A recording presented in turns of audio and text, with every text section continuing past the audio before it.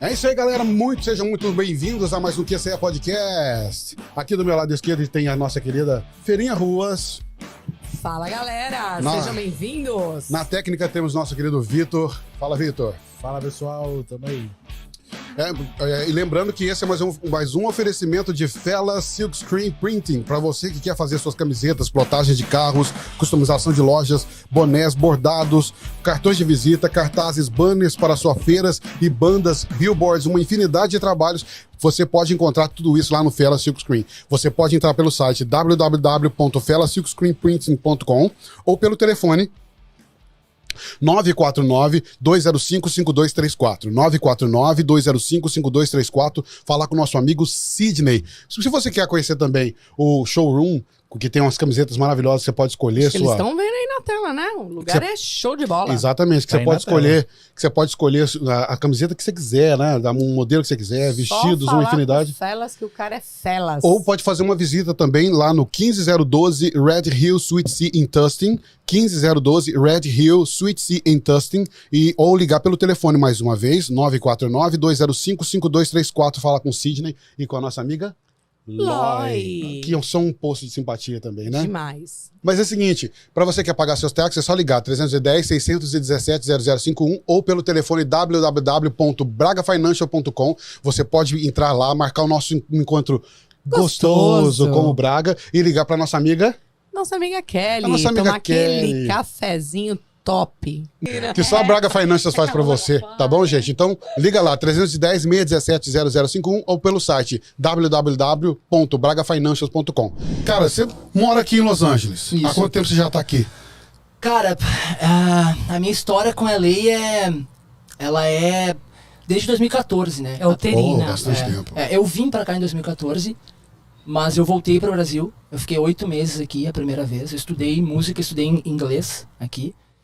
E depois eu voltei pro Brasil no final de 2014 e voltei pra 2016 aqui.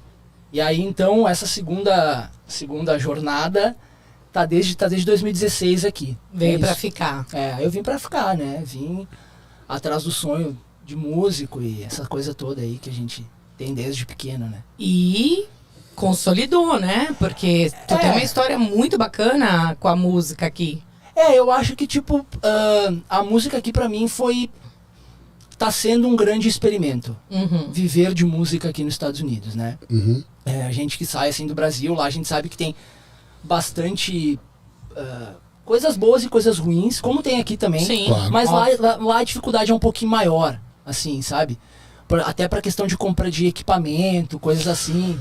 É um absurdo, Eu tive banda no Brasil e vou te falar, acompanhar toda aquela tecnologia ao mesmo tempo com a evolução dos preços A bem evolução do complicado. dólar, né? Não dá. É complicado. No caso, eu trabalhava com banda show, banda de baile, como vocês falam. Banda de baile. Então, trabalhava com isso, você montava. Você lança um primeiro painel de LED, depois lança o segundo tipo de painel, depois lança quase que uma TV 4K atrás Pô, de você. em um ano os caras, né, meu? Então, daqui a pouco as coisas evoluem e você não consegue acompanhar. Não tem como acompanhar. E aqui a primeira coisa que eu vi que mudou minha vida foi tipo assim, poxa, eu posso comprar. Já não é uma coisa não mais não acessível. Já o que, por exemplo, eu não sou música, então eu entendo que para vocês ter acesso a essa tecnologia, né, de aparelhagem, de equipamento, cara, isso deve fazer uma diferença absurda na vida de vocês, né? Nossa. É quase eu na Ross, por exemplo, vindo do Brasil. Você pode ter a Ou na bateria. Forever 21. Exato. Para você que é baterista aqui, você pode ter a bateria do seu sonho, porque você sempre sonhou no Brasil, que aqui Sim, não tem exato. condições. Sim, pode. Claro, dentro de um range, assim, né? Claro. Não dá também. Tem coisas que continuam sendo São caras, né? caras Sim. aqui e caras no Brasil. Mas eu acredito que aqui nos Estados Unidos eu tive aquela coisa do tipo assim, cara, o que tu faz? Eu sou músico.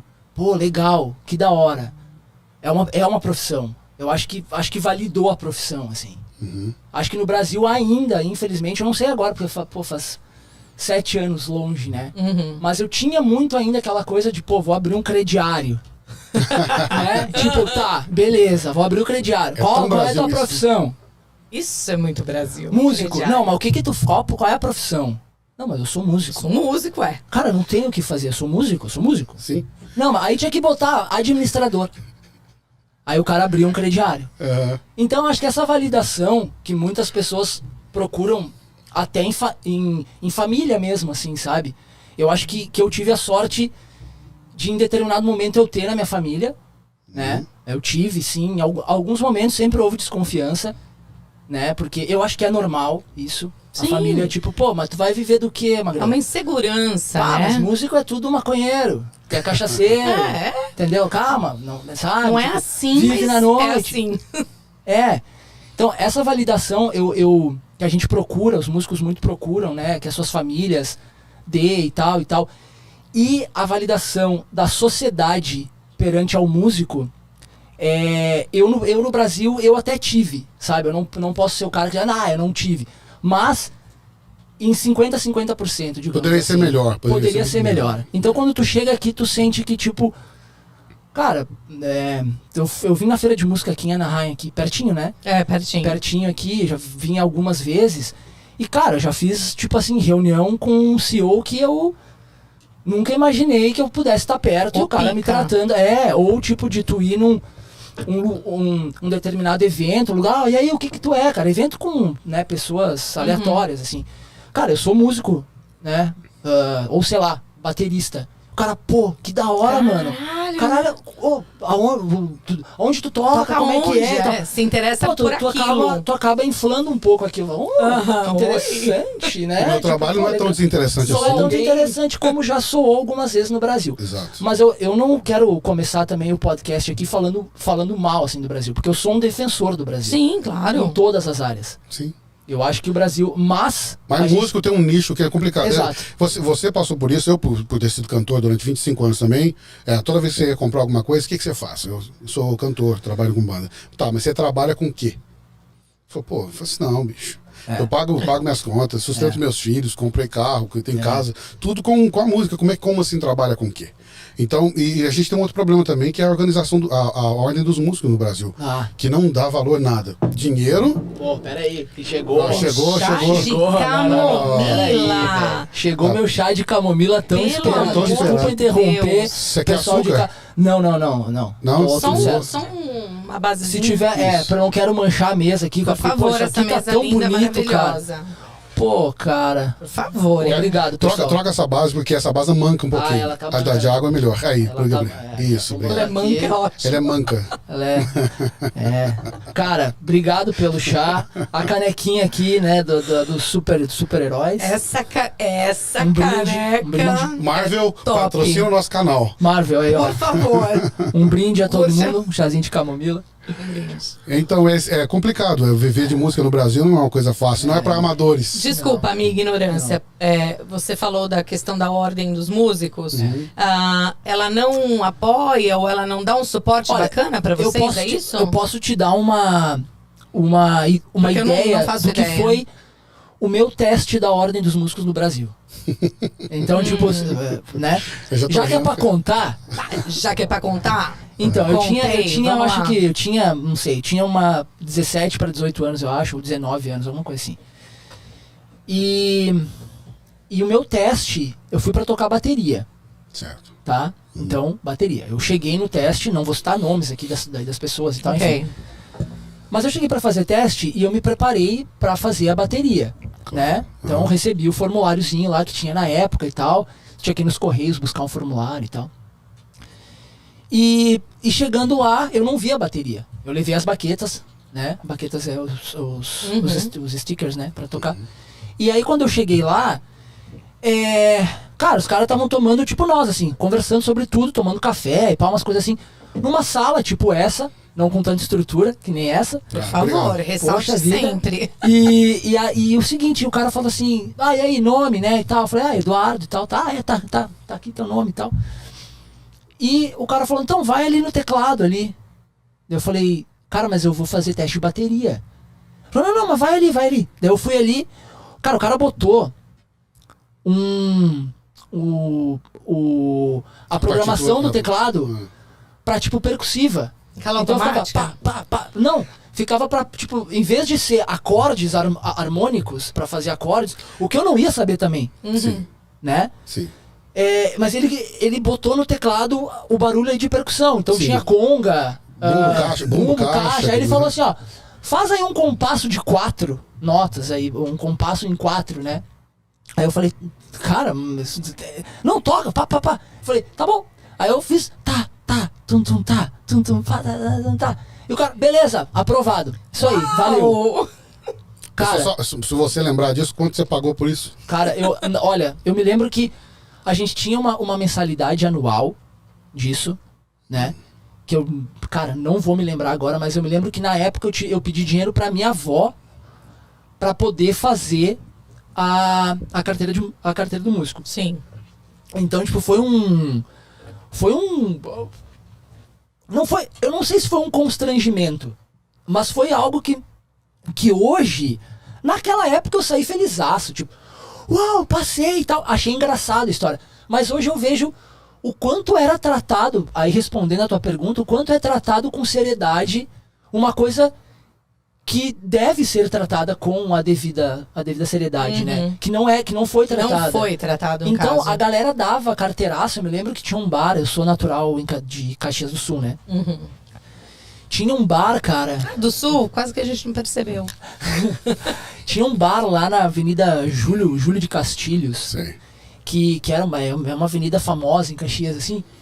E tinha um botequinho, assim, que muitos músicos tocavam lá, tipo, tocavam jazz, blues e tal.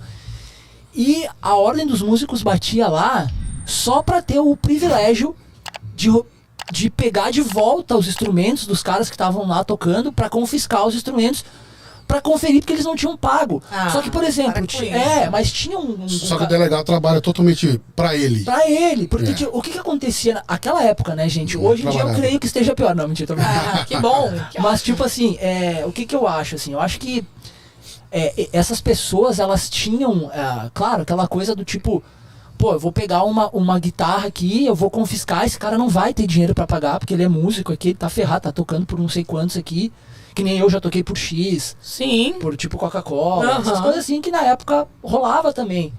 Lanchão Então no ele não final vai da conseguir noite. tirar, eu confisco esse instrumento, eu tenho ele pra mim e acabou, sabe? Sim. Então, e eu me lembro que na época que eu fiz, um professor, a qual eu devo tudo, quase tudo a ele, ele falou pra mim, cara, faz a carteirinha dos músicos, porque tu vai ter desconto nas lojas, aí tem a loja aqui, a Rei da Música, que tinha lá, sei lá, instrumento e tal, tu vai ter desconto. Cara, eu nunca tive um desconto.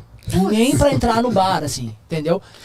Não. Então, tipo, não tinha vantagem nem pra foi entrar essa? no bar, a gente não tinha vantagem. Então eu acho que a Ordem dos Músicos, assim, ela é um órgão que eu não sei se eu posso falar isso, mas eu vou falar, enfim. Então, ela é um Pelo órgão menos falido. foi. Mas é a sua Foi. experiência Foi. com ela. Exato, é a minha experiência com sua. ela. Mas mas eu acho que essa experiência para todo músico, vamos dizer, amador profissional, não no seu caso, no meu caso, que era amador, porque eu não fazia aquele sucesso todo, mas era profissional, porque eu trabalhava e vivia disso. Igual a gente estava falando sobre sucesso mais cedo aqui, né? Mas a gente estava no carnaval e a gente pegava, estava no meio do carnaval e um delegado da Ordem dos Músicos lá. E cobrava o dono do salão, ou pro dono da banda, um valor X. Aí pagava para o show não parar. Carnaval, um monte de gente dentro do salão, carnaval do salão, em Itajubá. Eu não vou esquecer disso nunca. Cara, passou assim 4 horas que um dos delegados estava lá. Chegou outro delegado da Ordem dos Músicos. Não é possível. Para cobrar também. Que queria no Clube Itajubense, se eu não me engano. Isso em Minas, né? Não? Minas Gerais, perto de Pouso Alegre ali. Ah, tá. E para cobrar de novo. Aí o cara falou assim: não, mas eu acabei de pagar pro. Só que o cara falou: você vai ter que pagar, porque se você não pagar, eu vou te notificar. Então, se você- Rolava umas notificações, né? Isso. Gente, é quase Mas uma então, não, máfia eu isso. perguntei aonde porque, então, é no Brasil inteiro, sabe? Não é um Exatamente. negócio que só se remete à minha cidade ou ao meu estado. Então, eu acho que como órgão, eles tinham muito a evoluir. Eu fiquei sabendo que é um órgão que já tá bem, tipo, defasado, assim. Porque não tem Não credibilidade existe, mais. então já passou, sabe? Já foi. Não, assim. até pelo seu teste, da forma que foi feito. Faz aí, Magrão, no teclado, eu, uma bateria. Eu que aí. nunca toquei passaria, então. Mas de todas as coisas ruins e boas que acontecem, a música é um mundo fantástico também, né? De conhecimento, de agregar bagagem, coisa e tal. E eu sei também, a gente sabe disso, né? Que você já trabalhou com músicos, já ganharam até CD de ouro, né? Disco de ouro com o trabalho. Fala um pouco disso. Então, essa experiência foi 2004 para 2005, se não me engano. Eu toquei com um cara chamado Luigi Mandini. Esse cara foi um fenômeno, assim. Porque foi uma época onde a gente tocava de quarta a domingo com ele. E, cara, eu viajei... Tocava onde? Desculpa. Por tudo. A gente tocou até em Córdoba. Vocês tocavam em balada, Córdoba, Argentina. Feira. Feira. Com Vocês foram tocar na Argentina. Bacana. Sei lá, eu lembro que a gente tocou com o Jean Giovanni numa feira. Fazer preliminar? Tocava. Ou não, até era headliner, assim, ok. Era show principal mesmo, 3 shows principais. A galera pesquisar aí, vai ver que ele ganhou ele tem esse disco de ouro, ele foi receber no... Como é que é o nome do senhorzinho que tem? O Raul Gil. O Raul Gil. Então, ele foi no Brasil. Tá falando dele hoje. É, isso que eu ia falar agora. Raul, segue a gente, hein? Raul Gil, por favor. Então... Ele conseguiu lá, ele foi lá pegar esse disco de ouro lá e tal. Cara, foi um período assim que me evoluiu muito. Sucesso. Que me evoluiu, porque me colocou no showbiz, assim, tipo... Foi a sua porta de entrada pra uma parte musical maior, digamos assim. Então, isso. Foi dali o seu start pra ter essa dimensão do que a música pode te ali proporcionar. Eu conheci a estrada de verdade. Sim. Sabe? Eu fazia shows mais locais, assim. Mas a estrada mesmo eu conheci ali. Eu fui pra... Cara, viajar o Brasil inteiro. Fez tour e tal. E te abriu muitas oportunidades a partir daí. Ótimas oportunidades. Eu conheci... Cara, o dono da antiga Poligram. Uau, sabe? Poligram. Lembra da Poligram do Gugu? Não lembro, mas eu já ouvi falar da Poligram, mas eu não lembro. Era uma que tinha um símbolo assim, né? Eu não me lembro. Não lembro. Cara, todos os discos que o Gugu fez, inclusive o Pintinho Amarelinho lá. Você acha mesmo que eu não lembro? É da Poligram e tal. Era uma gravadora. Enfim. Top. Cara, e o que acontecia? Ele tinha um ônibus dele. Plotado, plotado, olha, né? Que fala. Adesivado. Então, adesivado, assim. Então, a gente chegava... Cara, personalizado. Eu me lembro que numa cidade que a gente chegou... cara, teve um cara com uma van na frente, aquelas picape, assim, que começou a estourar foguete. E o ônibus era uma cidade pequena, acho que era 9 de julho. Ou 15 de julho. Ou não, era Júlio de Castilhos, o nome da cidade. Ou 9 de julho. E o cara... eu falei, cara, o que tá acontecendo? E o cara com foguete, e o ônibus desfilando na cidade. Personalidade na cidade. Era uma personalidade. Só que ele era um cara o lado mais brega da música, assim, sabe? Mas, cara, a gente fazia shows, assim, aquilo eu entendi, assim, olha só, a gente tinha os melhores hotéis. As melhores comidas. Troco de um cheeseburger. Eu comecei a vivenciar. Né? Morar num hotel já tava bom demais. Não, e aí eu comecei a entender que, assim, cara, por que os caras pedem o melhor hotel? Por que os caras pedem a melhor comida? Toalha. Toalha, essas coisas assim. Porque realmente, cara, é muito pesado. Tu sai de um lugar, a gente chegou a fazer 3 shows numa noite, assim. Você precisa de conforto, não tem como. Não tem como. Em alguns shows você não vai ter nem o privilégio de dormir no hotel, você vai dormir na própria van. Já dormimos no ônibus, já dormimos na van, entendeu? E aí esse disco de ouro eu participei porque eu gravei as baterias, né, do disco e participei da tour do disco. Então eu tive alguma bufunfinha que entrou ali. É isso que eu ia perguntar. Isso tudo rendeu uma grana? Rendeu pra todo mundo, pra ele, óbvio, e pra todos vocês. Pra todo mundo. Rende uma grana. Que bacana. Rende uma grana, só que eu era muito guri, né? Então, eu não sabia direito o que estava acontecendo. Eu tenho certeza que algumas coisas eu fui passado pra trás. Sim. A gente não era munido de muita informação. Hoje em dia, se fizer isso... O negócio, você falou que tem quantos anos? Tô com 37. 37 anos, eu tenho 43. Então vamos dizer que a gente começou praticamente na mesma época. É a mesma vamos dizer geração, né? A mesma geração. A gente tinha muita empolgação para começar, né? E aquela empolgação atrapalhava muito, porque a gente não pensava no dinheiro. A gente queria o dinheiro suficiente para viver, mas tipo assim, não, você queria tá eu quero lá, estar lá, né? eu queria fazer o show, eu queria aparecer, eu queria ter... Sabe? Aí o tempo vai passando, você vai falando, peraí, só um minutinho. Eu preciso... Como assim, né? Eu preciso comprar um carro, eu preciso investir numa roupa melhor, eu preciso investir num instrumento melhor. Agora está na hora de pensar mais no dinheiro. E quando você começa a pensar mais no dinheiro, aquele lugar onde você estava antes, você começa a ficar desinteressante. Exato. Entendeu? Eu vou querer um outro Você cara. já quer alçar, né? Eu vou querer um outro cara empolgado de novo para poder pôr no seu lugar, porque agora você já está pensando demais. Mas eu falo isso porque eu passei por isso. Não, né? é exatamente Né? isso. É exatamente E isso. aí a gente começa a crescer, a pensar num projeto sozinho. Porque, ou em projetos maiores, né? Ou melhores, enfim. Dessa forma. Eu acho que com você pode ter acontecido da mesma jeito, da mesma forma. A mesma coisa, a mesma coisa. Eu tava até comentando antes aqui que a gente começa com outros... a tocar com outras... Eu ia até te perguntar isso. O teu começo musical, o teu start musical, ele veio de quando? Eu era muito hiperativo, assim. Desde criança você Desde teve criança, isso? desde Você criança. teve esse... você sempre foi baterista, é isso? Eu era... Sim, sempre. Você era aquela criancinha chata que pegava a panela da muito, mãe, muito chato. batia tudo. Muito. A minha família tinha... Sei. a minha família tinha... Que bom, né? Olha você aí, ó. A minha família fazia churrascos gaúcho, né? Muito churrasco. Ui, que delícia. E ela tinha no fundo da casa ali da minha avó, um galpãozinho, e aí eles se reuniam lá. E aí a gente fazia lá, churrasco, um monte de coisa e tal. E eles tocavam, em confusão, e eu sempre lá, né, participando e tal. Mas eu era hiperativo, e minha mãe me colocou numa aula de bateria. E dali foi. Muito sábio. Foi sábio porque eu acho que Já pegou a bateria cura mais hiperatividade que qualquer outro instrumento, porque você movimenta todos os órgãos do seu corpo, né? Todos os membros do Até seu o corpo. olho, né? Porque você marca a batida, não é assim? Né? Você marca a batida com o piscar. Porque a bateria... Já tá rindo, é sei lá. verdade. Não, é que a bateria é um instrumento que ela... É isso. Ela Eu mexe conheço com... gente que pisca outro lugar pra poder marcar, mas tudo bem, cada um com cada um, né? Cada um chora quando tem saudade. Exato. Ela te move membros inferiores, membros superiores e o cérebro, né? E o psicológico, E o psicológico todo. Então, tipo... E aí a bateria tem também uma coisa interessante como músico, assim. Tu pode ser auditivo, visual ou sinestésico, né? Então, como músico em geral. Mas a bateria, ela puxa mais isso, sabe? Porque tu tá vendo muito movimento, tem muita expressão tocando o instrumento, né?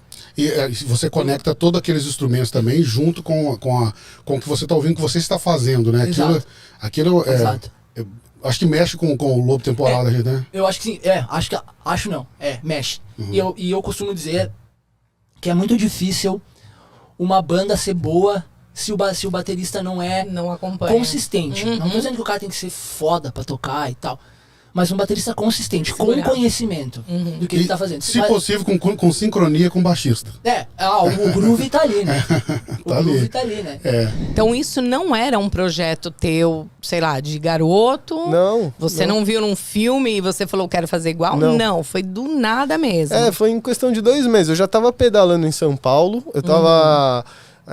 eu gostava muito de pedalar desde 2015, no comecinho de 2015 eu ia pro trabalho e voltava, ia fazer todos os meus cursos, as coisas que eu ia fazer tudo de bike. Você começou a usar a bike como meio de transporte. Como meio de transporte, eu adorei, porque assim, eu sou de São Paulo, não sei quem é de São Paulo, sabe o trânsito que tem naquela cidade, então eu trabalhava pra ir, tipo, do Sumaré até a Santo Amaro, eu demorava 2 horas de ônibus. E de bike eu demorava 40 minutos. Absurdo. Aí eu comecei a amar a bike e tudo. E aí quando eu ouvi falar de viagem de bicicleta, porque eu comecei a fazer as contas, eu falei, pedalo 400 quilômetros por semana. Eu falei, nossa, isso é quilômetro pra caramba, eu só pedalo 1 hora por dia. Que é meia hora pra ir, meia hora pra voltar. Só isso, eu só pedalo 1 hora, 1h30 por dia e pedalo 400 por semana. Aí eu vi esse pessoal que viajava de bike, que eles pedalavam 80 quilômetros por dia. Ou seja, eles passavam o dia inteiro pedalando. Eles pedalavam 4 a 7, 8 horas por dia. Então aí eu falei, E é legal pedalar, né? Aí eu falei, meu, e se eu... Lógico que a gente adora, né? Nossa, eu Isso adoro pedalar, uma loucura. É uma atividade física muito boa, né? Muito gostosa de fazer. E assim... Aí eu falei, pô, vou tentar, né? Aí eu fiz uma primeira... Isso daí ainda foi em julho. Eu fiz uma primeira viagem que eu fui até uma cidade no sul de Minas, chamada São Tomé das Letras. Eu fui do Tucuruvi, de bike. E aí, meu, essa viagem que foi a que mudou, assim, cara. Porque, pô, eu fui achando que... eu ia precisar de uma super bicicleta, de que, né, que eu ia precisar melhorar fisicamente, que eu ia ter, assim, muitos desafios e tal. Muita adaptação, né? Só que aí quando eu fui, cara, eu descobri que muito gostoso viajar dessa maneira, muito simples. Eu fui com uma bicicleta bem simples, que na verdade é a mesma que eu tenho até hoje. E eu, tipo, falei, pô, nem preciso de outra bicicleta, tá ligado? É uma bicicleta 18, 24 marchas, essa coisa... É uma 36. Não, uma bicicleta bem simples, é uma Aro 26, estilo mountain bike, assim, de quadro de alumínio, e o resto dos componentes são de ferro, e ela é de 21 marchas.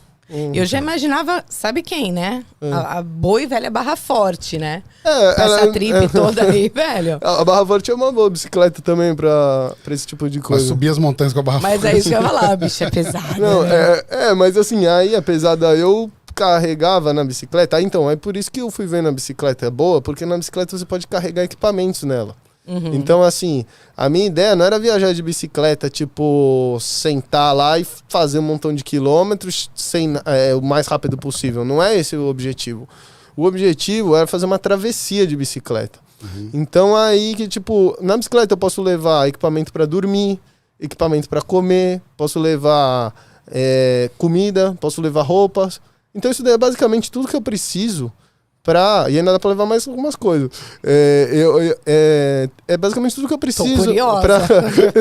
Por exemplo, pelo amor de Deus. Não, levar besteira, coisa tipo, se tu quiser levar coisa pra você trabalhar. Né? Um suspiro, um saquinho de suspiro dá pra levar. Não, dá pra levar. Olha, eu carregava no. Se achar uma mulher no meio do caminho, dá pra pôr ela na bicicleta, leva. Olha, tem muita gente que leva. No meio do caminho, né? Você vê aquele. Já sei, você põe lá no cano e. No cano ou na gente, garupa. Olha a maldade, cano da bike, hein, ó. Não, então, a bicicleta é muito eficiente, né, pra carregar peso. E ela é muito eficiente, tipo, na questão do custo também, né. Então, essa primeira viagem que eu fiz, eu amei. Amei, assim. Que foi de São Paulo a São Tomé das Letras, que já é uma 400 quilômetros. boa viagem. 400 quilômetros. É, assim, um gostinho, né? Aí, depois que eu fiz essa viagem, eu fiquei maluco. Aí eu só começava a pesquisar de viagem de bicicleta. Você foi e voltou de bike. Não, eu só fui e voltei de ônibus. Porque aí também a bicicleta tem isso que é bom. A bicicleta é super boa, que tu pode meter a bicicleta em qualquer tipo de veículo. Isso eu também faço. Até nas costas, Não, a bicicleta é muito eficiente, né? Assim, por essa questão. Mas foi o que eu falei no começo. Né? Algumas pessoas fizeram coisas parecidas como a sua, mas não de bicicleta. De moto, né? De outras coisas. De bike carro. também. De bike também já fizeram? De bike tem muito. Aí foi que eu descobri, depois dessa pequena viagem, eu descobri todo mundo que chama cicloturismo. Quem não conhece. Que é o projeto. Muitas pessoas que me acompanham, talvez algum pessoal que já esteja assistindo aí, o pessoal conhece já o cicloturismo. Ou quem não conhece, convido a conhecer. É uma modalidade do ciclismo que consiste em de ser um tipo de viagem onde você não busca performance, mas você busca o turismo, busca conhecimento, né? o complacer. Então você vai num lugar para conhecer o lugar, entendeu? Tipo, os lugares, uma região de 500 quilômetros. Você não vai querer fazer 100 quilômetros por dia para fazer em 5 dias. É uma coisa sem pressa, pra curtir mesmo. Você faz em 10 dias para fazer 50 quilômetros por dia e conhecer legal. Tem 10 dias conhecendo. Então não é buscando horário. Você gasta energia também, desnecessariamente, né? Exato. E você não tem acesso à comida com tanta facilidade, principalmente em alguns lugares. Sim. Se você gastar mais energia do que você consome também, como é que você faz? Você para no meio do caminho. Não é meta, né? É prazer o negócio. Aí foi desse pessoal que eu comecei a pesquisar, a maioria das pessoas são do sul, né? Lá da região de Curitiba, Paraná, Santa Catarina. É onde estão os polos do cicloturismo, do montanhismo também no Brasil, né? Eu descobri isso tudo através de blogs na internet. Aí eu entrei em contato com o pessoal e eles eu vi que eles viajavam até o Uruguai de bicicleta. Aí, eu falei, aí eu comecei a pesquisar, vi uns pessoas que viajavam, tipo, gastava mais ou menos $2.000 por ano pra viajar de bicicleta. Esse é o orçamento de um tipo de viagem de bicicleta, que eu vi várias pessoas, assim, que tinham blogs fazendo. Aí eu falei, pô, meu, eu tenho 4 mil. Eu falei, eu vou investir meu dinheiro nisso. Eu pensei assim, né? Isso foi tudo de junho... Que era a grana da tua rescisão. De junho a outubro. Eu falei, meu, vou investir esse dinheiro na viagem de bicicleta. Porque eu falei, é muito simples. Qualquer hora que eu não gosto mais, eu pego um ônibus e volto pra casa e acabou. Entendeu? Aí eu fui assim, nesse clima, entendeu? Aí eu saí de casa dia 13 de janeiro de 2016, entendeu? Daí eu comecei a planejar em julho e assim, montei uma viagem. A ideia da viagem era ir até o México. Não tinha nada a ver com os Estados Unidos fácil, ainda. Fácil, simples. Assim... Não, ele tá falando uma coisa como se ninguém fizesse. Cara, eu faria isso tranquilamente. Quem tá me olhando aí do outro lado do mundo aí sabe. Quem me conhece sabe que eu faria, né, gente? E aí, assim, engraçado é que assim, tipo, aí tu vai falar, pô, então você foi direto ali, você pegou de São Paulo, já pegou pro Mato Grosso do Sul ali, eu meteu pro... Não, eu fui pro Sul primeiro, eu fui pra Paraná, Santa Catarina, Rio Grande do Sul, Uruguai, Argentina. Eu fui pro Sul primeiro, saindo de São Paulo, porque justamente eu não tinha, assim, essa... Falei assim, pô... Desculpa. Eu não tinha essa crença mesmo que eu ia chegar no México de bicicleta. Mesmo ó, a minha família, a minha mãe sempre assim me apoiou muito. Foi muito assim, mãe, falou assim. De novo as mães. Não, né? pô, Mãe. mas minha mãe falou, sabe, Beijo, filho, mãe. vai de ônibus, sabe, meu filho? Ela falava assim, meu, pra que você vai sofrer? Assim, você tem dinheiro, sabe? Pega um avião, vai lá direto, sabe? Faz né? Vai lá fazer um curso de espanhol, porque eu falei, não, eu quero ir aprender espanhol, né, mãe? Eu falei, eu vou até o Uruguai, eu vou aprender espanhol, ver se eu gosto. Aí eu falei, vai que eu já... eu tenho esse negócio de aprender língua desde criança, né? Que minha mãe é professora, daí eu estudei nos colégios que ela dava aula, eu aprendi inglês criança, né? Então eu sei que saber uma língua nova te abre muita porta, né? Pra você, Claro. tipo assim, poder ler livros novos, conhecer amigos novos, trabalhos. Total. Então eu falei, pô, o espanhol não sabia falar nada de espanhol. Então eu falei, meu, no mínimo do mínimo eu vou chegar no Uruguai e vou aprender, assim, o espanhol. Aí eu, tipo, fui assim, né? E ninguém... Meu pai, ele ficou muito triste, né, na época. Ele falou assim, pô, você vai jogar sua vida fora, agora que é o começo da sua carreira profissional, e você Ele tá... queria um médico, um você tá- engenheiro. Você tá... não, então ele já não gostava muito até do que eu fazia, que era de ser designer, assim, e aí ele ainda fala assim, pô, ele era sempre... Meu pai é legal e tudo, mas... Ele sempre tem uma posição muito forte, assim, muito crítico, né? E eu sempre bati muito de frente. Então, ele falou, não, eu vou assim. Meu pai ficou muito triste na época, né? Na época. Hoje em dia é tudo diferente, né? Claro. Tudo diferente, mas... Na época ninguém entendia, então nem eu mesmo. Então fui assim, falei, meu, que eu cheguei no Uruguai, já tô assim, já vitória. Então acho que o sucesso da minha viagem se deu por causa que eu sempre fico comemorando as pequenas vitórias, assim. Tipo, sair pra pedalar até o Paraná, até Curitiba já foi, puta, 400 quilômetros. Nossa senhora, fiz tudo pelas ilhas do Superagui, lá as ilhas do... Assim, o seu trajeto, como que você formulou isso? Você foi por beleza de local, por facilidade de locomoção? Então, aí, por exemplo, uma viagem de bicicleta... Aí, assim, por que não? Eu quis viajar de bicicleta. Porque eu queria ter essa experiência de viajar devagar. De ver o mundo no passo humano. De viajar passando povoado por povoado. 50, 80 quilômetros por Que dia. é a parte, acho, mais sensacional do rolê. Né? Porque na bicicleta você vai conhecendo o mundo, O nome né? da sua mãe é Cláudia? O nome da minha mãe é Cláudia. Cláudia Cunha. Ela já Ei, deve dona Cláudia, Manda um abraço pra ô, ela. abração. Um beijo pra minha mãe e pro meu pai. aí. Ô, dona Eu Cláudia, sabia tamo que- junto. Sua mãe também, eu te entendo. Ó, demais. Aí, bom, como que eu tava falando? Então, como eu formulo a viagem? Então, a bicicleta, eu busco sempre passar por lugares mais legais, mesmo que seja o mais longo o caminho, mais difícil, principalmente lugares que passa menos carro. Porque, assim, o grande perigo da viagem de bicicleta é o carro. Exato. Então, eu evito ao máximo passar por uma BR, entendeu? Aqui no caso, os freeways, né? No caso lá do México, as cotas, cada país tem o seu nome, mas assim, a grande BR, né? As carreteras... Algumas trilhas também são bem mais perto do que pelas BR, não? Só que as trilhas eu quase não pegava a trilha, porque a minha bicicleta é bem pesada. Então, tipo Tá, assim, é verdade. minha bicicleta, aí foi assim, eu decidi com a bicicleta por isso. A minha bicicleta foi mudando de peso no caminho, eu fui aprendendo a carregar as coisas. Mas eu sempre carreguei muita coisa, mais ou menos uns 50 quilos de equipamento, tudo. Entre a bicicleta que pesa uns 18 e mais uns 30, 35 de equipamento, comida e água, né? E Cara, é quase uma pessoa na corcunda mas ali. é menos que eu, né? Porque meu peso também variou muito na viagem, dependendo do clima, mas sempre de tipo 68 a 78, assim, meu peso. Variou. Então, ou seja, a bicicleta com todos os equipamentos meus, e que eu levo todo esse sistema de dormir, sistema para comer, para cozinhar, comida, água, roupa, né? Abrigo. E também, por exemplo, computador, no meu caso, a câmera fotográfica, porque aí sempre o objetivo foi assim, eu vou documentar essa viagem, né? Então aí eu fui assim, e para montar o caminho, não dava para eu sair de São Paulo aqui e falar que nem quando a gente vai fazer uma viagem para San Diego, Jogar eu botar no GPS. aqui, jogar no GPS, entendeu? Porque eu tinha que ver nas estradas aos poucos. Como que você detalhava esse caminho? Através de mapa? Eu fui aprendendo, né? No começo eu fui falando sempre com outros cicloturistas, tipo, falou, você já fez esse caminho? Como é que é essa estrada e tal?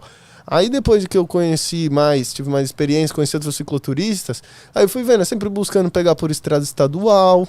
Eu olho no Google Maps mesmo, né, geralmente. Mas é legal você ter um mapa. Se bem que o Google dá, né, uma trilha pra bike, né? Não, o Google Maps mostra assim, não, mas independente do caminho que ele dá, eu escolho o caminho conforme eu quero ir. Então veja assim, eu quero chegar aqui no sul, aí eu começo a decidir, tipo assim, por esse lado é serra, por esse lado é costa. Aí eu assim, pode ser que a serra seja legal, porque a serra tem várias cachoeiras, entendeu? Você vai no feeling. Lugar pra... aí eu vou muito no feeling. Muita hora eu chego numa encruzilhada, e aí eu decido. Eu ia pra esquerda, mas eu falo assim, vou pela direita. Às vezes eu conheço, assim, um pessoal... É claro que eu tenho uma direção, né? Mas eu conheço um cara, assim, na estrada, e o cara fala, é muito louco aquela cidade, você tem que chegar lá, porque tem isso, aquilo. Entendeu? Então entendeu? Alguém que eu conheço, um pessoal fala assim, vai lá passar na minha cidade.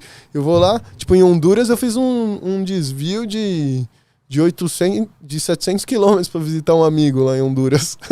E eu cruzei o país inteiro. Em vez de ir pela estrada normal como é o Salvador, eu cruzei o país inteiro para o Caribe.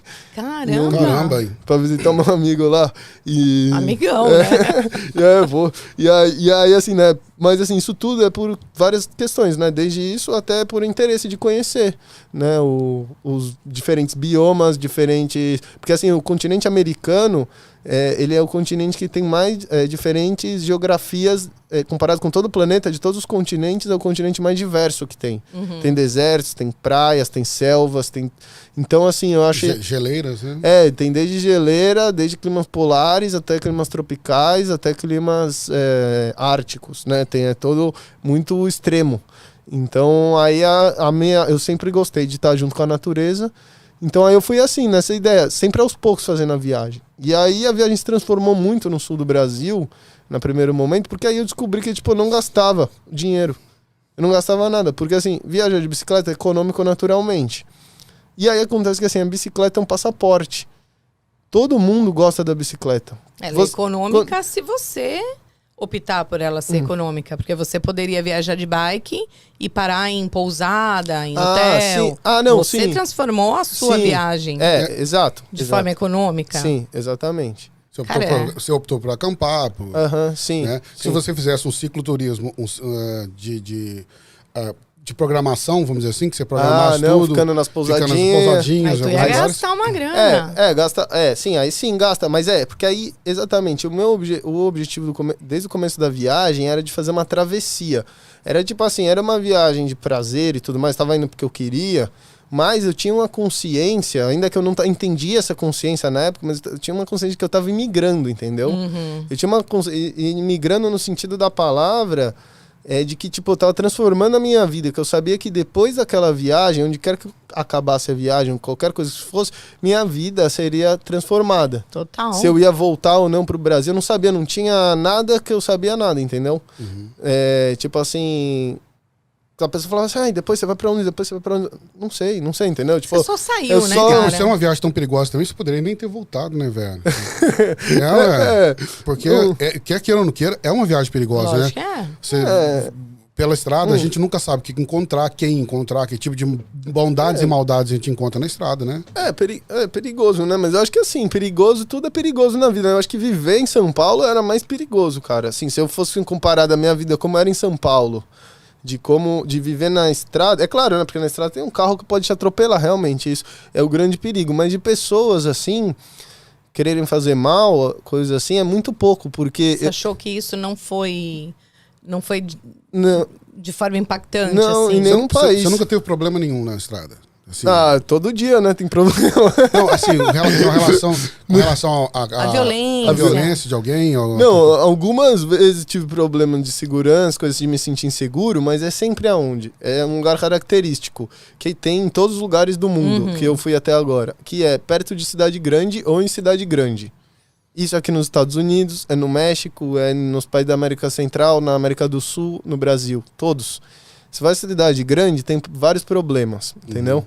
Então, o que eu fazia? Eu evitava passar em cidade grande a todo custo. Primeiro pelo tráfego de carros e depois pela segurança. Quando você está num povoado pequeno, todo mundo se conhece, cara. No Brasil, em qualquer lugar, é muito difícil que vai acontecer alguma coisa de alguém te roubar, sabe? Tipo assim, na Bolívia foi o país mais pobre que eu passei, assim, visualmente, né? Porque também, assim, depende de onde... Cada lugar você passa num... Cada país eu passei só numa estrada, né, desse país, ou em algumas estradas, né, não conheci o país inteiro, né, digamos. Mas o lugar que eu mais passei pobre foi na Bolívia.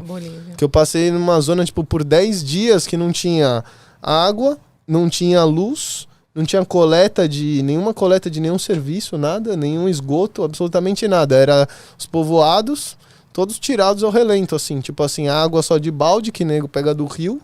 Na época Você viu isso mais na Bolívia do que em regiões do Brasil? Que você tenha passado? Sim. Também porque eu passei onde eu vi muito pobre no Brasil, foi só no centro-oeste e pro lado da Amazônia, que aí é bem pobre. Mas a parte do sul do Brasil é bem legal. Né? A parte do sul do Brasil é propriedade pequena, as estruturas são bem legais, geral. É maravilhoso, é uma das partes que eu mais adorei do sul do Brasil, né? E fora a beleza, Mas, né? fora a beleza que é maravilhosa. É uma estrutura bem europeia, né, pessoal? E todo mundo tem propriedade lá, todo mundo tem, tudo pequena propriedade. Já no centro-oeste do Brasil, aí já é diferente, porque é com uns campos desertos, você passar quase 100 quilômetros sem sombra, tudo campo de soja, gado, e, tipo assim, os reservas indígenas, os índios, tipo assim, não tem nenhuma estrutura, porque eles não desenvolvem nenhuma atividade financeira, então não tem dinheiro para fazer nada, né? Então, assim, o pessoal tem uma vida bem miserável lá no centro-oeste. Para o pessoal que trabalha nas fazendas e tudo, né, que eu tive contato, uma parte mais pobre foi essa do Brasil. Nessa questão que você falou, você acha que os índios querem viver isolados ou os índios querem ter essas atividades econômicas para poder ter essa grana? Não, acho que eles querem ter as atividades econômicas. Que há muito essa discussão de que deixa os índios em paz, mas na verdade eles querem se integrar à sociedade de certa forma, né? Bom, o que eu conheci, isso foi em 2017, eu conheci os Pareci, né? Eu fiquei hospedado em algumas aldeias deles, com eles, passei pelas terras deles, e foi lá no Mato Grosso isso, né? Na Chapada dos Pareci, chama essa zona. E aí, assim, o que eu notei eles, cara, é um povo muito... eles sofrem muito de desinformação, assim, falta de informação e também falta de recurso. Porque, assim, no final, eles não podem produzir na terra deles. Eles não têm nada, eles não podem arrendar uma terra, ou eles não podem desenvolver uma atividade financeira. Exato. Eles não podem fazer... O que eles fazem lá que é poder cobrar o pedágio, mas que também, não dá pra tirar... Sabe o que eles comem? Eles comem arroz com feijão, que é o que eles compram arroz com feijão com dinheiro do pedágio. E eles compram, não plantam. Não, eles não plantam arroz e feijão. Eles plantam mandioca. Mandioca, eles plantam bastante plantação de mandioca, mas também porque a terra não é muito boa pra você plantar. Não é assim que você vai plantar arroz. Lá não dá pra plantar arroz, entendeu? Plantar feijão, assim, tipo assim, pra subsistir também, porque a terra deles é limitada. Daí, tipo, eles plantam mandioca. Então eles comem arroz, feijão, mandioca e eles têm galinha, cria galinha. Então arroz, feijão, mandioca e ovo. E aí, assim, algumas pescas, né? Pesca, mas que nem nos lugares que eu fui lá, os rios, assim, todos eles falavam que, assim, eu não lembro o nome dos rios. Eu tenho tudo lá no meu blog escrito, né? Isso, vamos acessar, porque ele tem material demais, galera. risco.wordpress.com, tem coisas que eu... Mas, assim... Eu não tinha lá, quando eu fui lá nas aldeias deles, o pessoal comia bem simples, viu? Vou falar, porque assim, você vê como é a abundância de um povo, a abundância de uma gente, pela comida que eles põem na mesa, né? Que a pessoa come. Então, e assim, mesmo nesses lugares onde falta muito recurso e tal, o pessoal não quer te roubar e nem nada disso, sabe? Onde o pessoal acontece as coisas de roubo e de coisa assim, quando você tá numa cidade grande. Civilização mesmo, que né? já tem outros valores envolvidos e coisas assim. Então, por isso que eu não acho perigoso, assim, de viajar de bike, que você passa nos povoados pequenos, sempre tem assim, o pessoal sempre gosta muito de ajudar quando o pessoal vê com a Que bicicleta, né? bom, né? Isso pra você foi um... Foi demais, porque daí eu fui vendo que, como o meu custo de vida era muito baixo com a bike, eu basicamente só tinha que comprar o que comer, e pra achar um lugar pra ficar, eu sempre buscava um lugar seguro, tipo, de acordo com o país ou com a cidade que eu tava, eu buscava o corpo de bombeiros, por exemplo, eu tenho um livreto com o corpo de bombeiros de vários países que eu passei, ou então, tipo assim, quando um lugar bem... Eu chegava assim, a pessoa falou assim, você acha que aqui nessa cidade eu posso acampar na praça aqui, é tranquilo? A pessoa falou assim, não, na praça não, acampa aqui na minha casa, entendeu? Olha. Então o pessoal falava assim, na Costa Rica, meu, você vê, na Costa Rica é um pessoal muito legal, um pessoal bem simples assim, mas eu sempre chegava numa cidadezinha no final do dia, e aí ela pegava água, porque toda a pracinha tinha uma torneira d'água e tal, eu já ficava por ali assim, aí já encostava alguém pra conversar, era todo dia, e eu ia dormir na casa de alguém. Por exemplo, assim, aí o pessoal, não, dorme lá em casa, e o pessoal arrumava sempre o pessoal todo simples, assim, sabe? Não, e é bom isso, né? Porque a galera não sabe nem quem você é, da onde você veio, e ela abrir a própria casa, né? E aí esse intercâmbio que eu achei sempre muito legal, né? Muito legal. Por isso que eu sempre mantive a documentação, sempre tirei foto, aí gravei de 2019 pra frente, comecei a gravar vídeo. E aí eu sempre mantive a documentação, né? Porque sempre tem isso, né? A pessoa, de onde você veio, né? Tem gente que nunca saiu de casa, né? Tem muita gente que eu passei na casa da pessoa que a pessoa nunca nem viajou mais de 50 milhas, assim. Dúvida. A pessoa nunca nem... A pessoa foi assim naquela cidadezinha média ali que tem perto do povoado dela pra comprar comida e nunca 50 anos de idade. E Né? eles não têm quase nada e mesmo assim divide tudo que tem, né? Cara, fala pra gente um pouquinho. Como é que é? De onde é que você veio? Quando... Ótimo, vamos lá. Bom, tô um pouco nervoso, mas aí a gente vai fluindo a conversa, né? Não, relaxa, relaxa. Você quer um whisky? Tem um whisky aí, você pode tomar um whisky. Um whiskyzinho, né? Pode ser, Pode né? ser? Então tá bom, gente. Vou mandar um whisky pra você aqui. Mas então, bom, eu sou lá de Santos, São Paulo, e moro aqui nos Estados Unidos há 3 anos. E já sou músico há mais de 20... Comecei em 98, então são 22, 23 anos, né? Bastante tempo. 22 anos. E aí, tô aqui na América, né? American Dream. E 98... Não, é mais tempo, né? comecei em 98. É isso mesmo, basicamente isso mesmo. 22. 23 anos. 23 anos. 23, Caramba, hein? Você tem quantos anos? Eu vou fazer 39 agora em fevereiro. E, assim, 39, mas, né, com carinha de 20, né? Ele gosta de um carinha de 20. Carinha de 20. Você gosta de um carinha de 20? É um carinha de 20, né? Melhor. Você gosta de um carinha de 20? Melhor do que de 40, né? Tem mais disposição. Você quer com gelo ou sem gelo? Você quer com gelo ou sem gelo? Com gelo. Com gelo. Então, será que ele gosta mesmo do carinha de 20? O de 40 é melhor, né? Só pra saber. Ele não pegou a piada, não, acho. Não, eu peguei. Ele pegou o carinha de 20. Ele pegou o carinha de 20, né?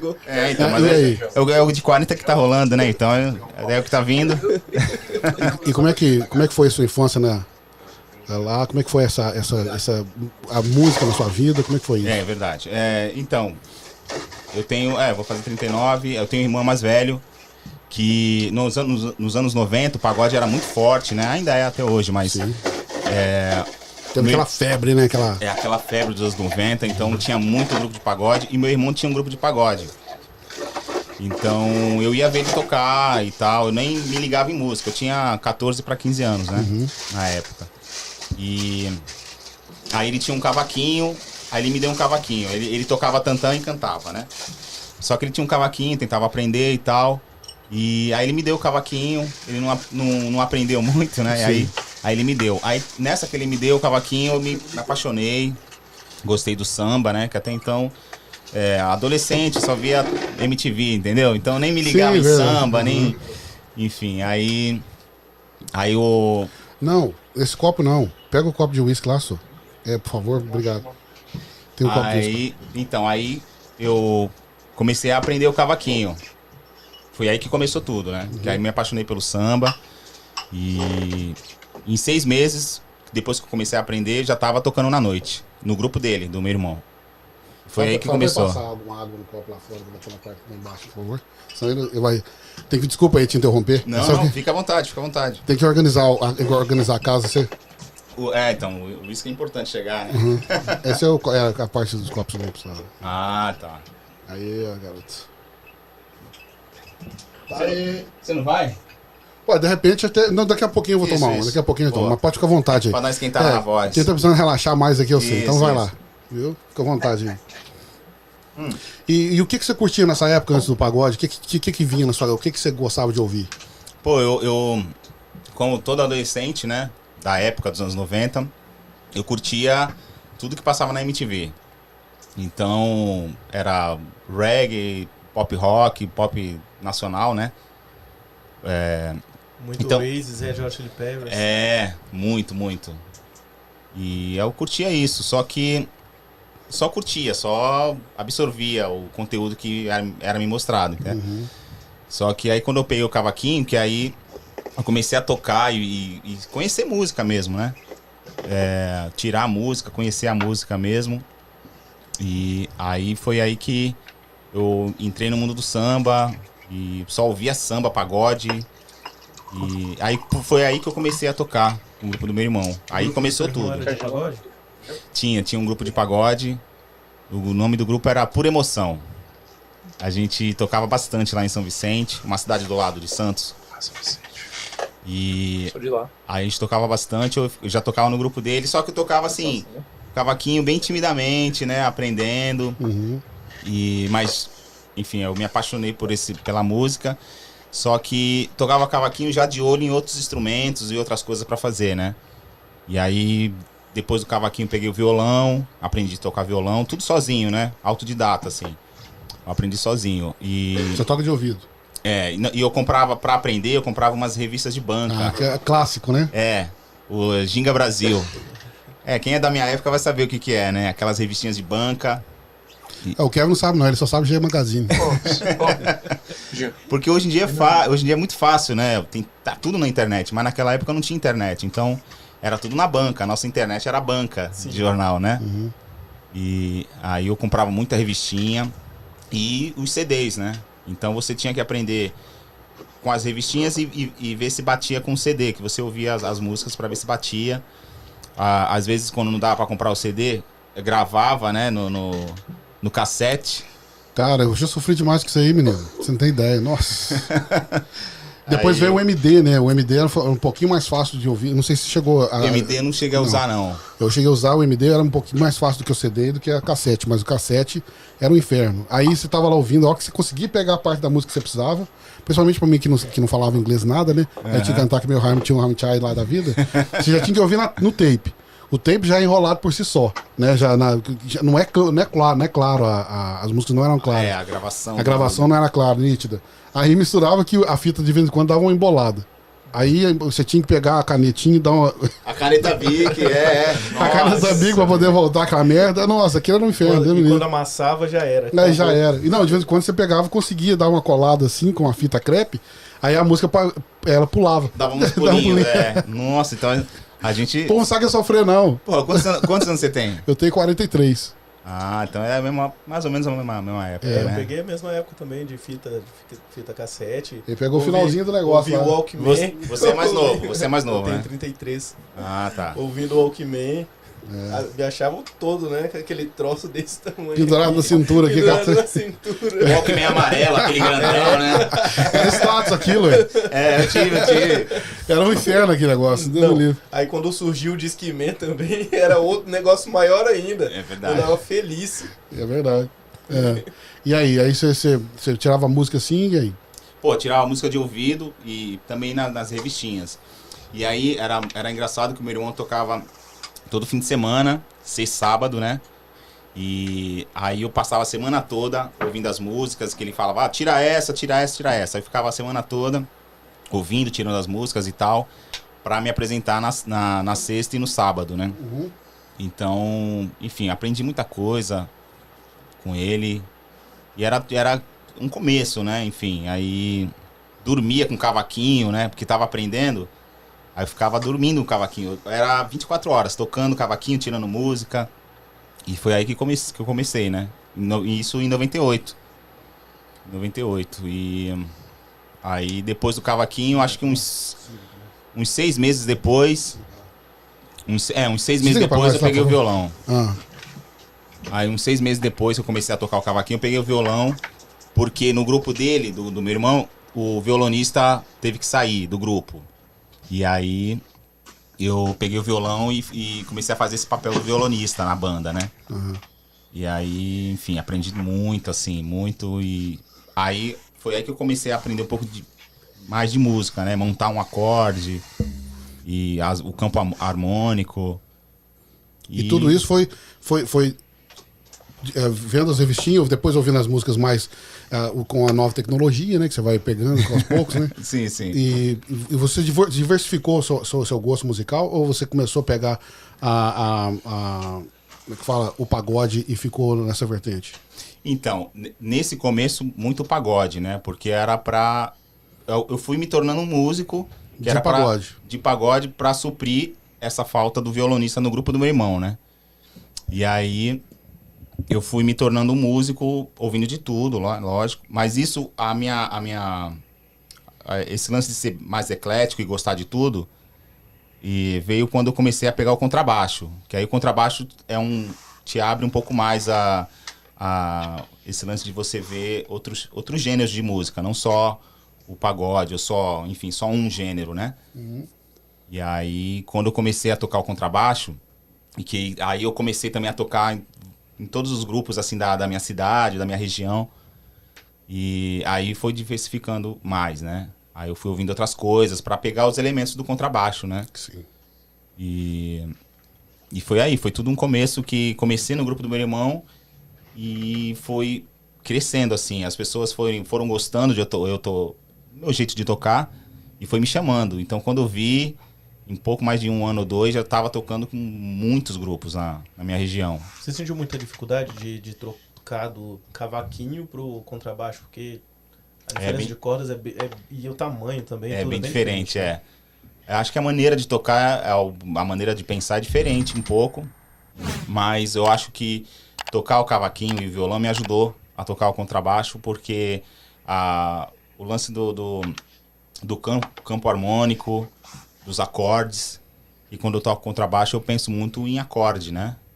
É como se eu estivesse tocando um violão, mas só com as cordas, enfim, o arpejando, o acorde, enfim, tônica quinta, enfim, o contrabaixo, para tocar só o contrabaixo, eu acho que se eu tocasse só esse instrumento, não tocaria tão bem se eu não tivesse a base que eu tive do cavaquinho e do violão. Sim.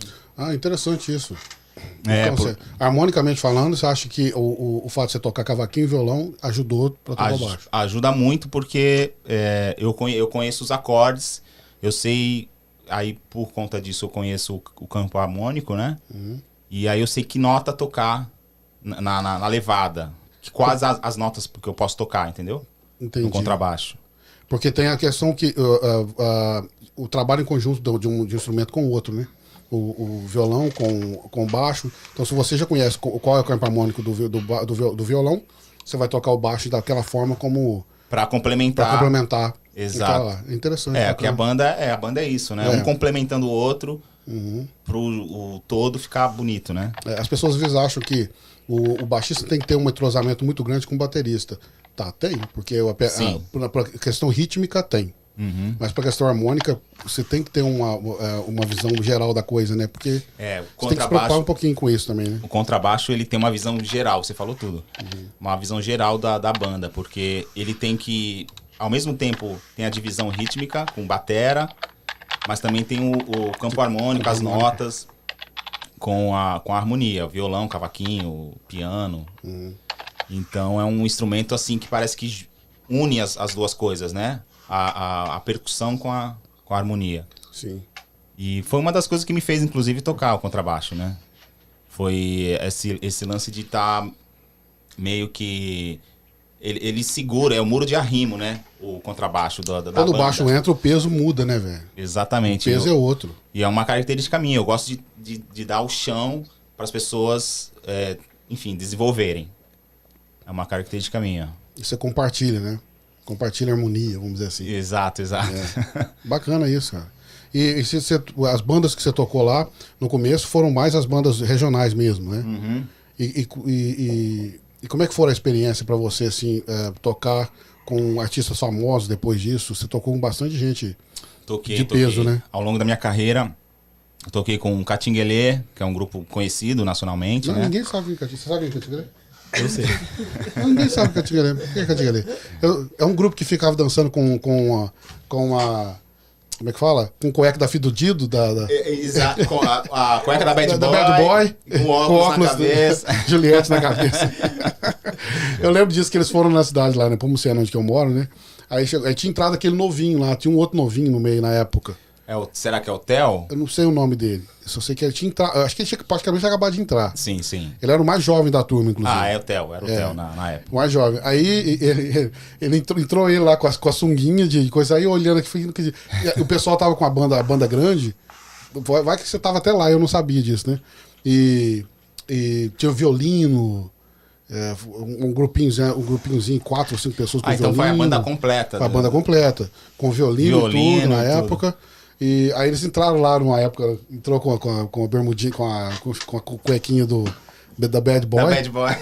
Só que ele não é forte, né? Ele não era forte. Magrinho, né? Ele era pernudo, bundudo, mas o peito aqui é aquele peito frango, sabe? E chega lá e dançando, isso aí de marra, e ele salgadinho. Falei, que porra é essa, menino? E a mulherada... A mulherada...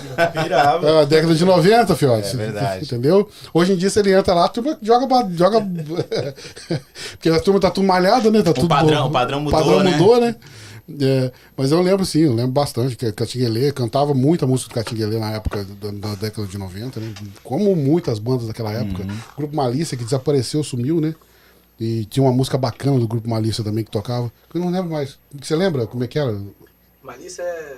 Como é que era aquela música, né? Se você fosse louco pra brincar com seus sentimentos. Não, essa aí é... Não, tinha um que começava com um violinozinho no... Malícia é... Olha o som pra te ver. Mão som pra te tocar. Esse.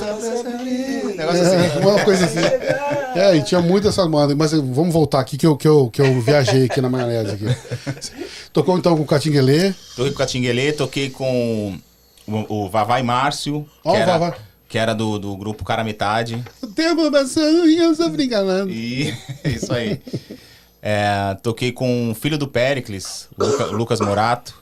Lucas Morato. Que é um menino aí prodígio, né? Tá chegando arrebentando tudo, o menino é bom. Arrebentando tudo, ótimo compositor, ótimo cantor. E toquei com o Ricardinho, que é um cantor muito conhecido lá em São Paulo, que é o Ricardinho. Ele toca balanço, toca swing e tal. Ele lembra um pouco o estilo do Rodriguinho, sabe? Um samba rock, assim, uma coisa assim. Isso. Entendi, do Rodriguinho. Eu gostava do estilo do Rodriguinho também. Então, inclusive ele tem até uma música agora, lançou uma música agora com o Rodriguinho, o Ricardinho. E quem mais? Da minha região, bastantes grupos conhecidos e lá na minha região e estado de São Paulo. Muitos grupos, Algo Mais, Grupo Quintessência.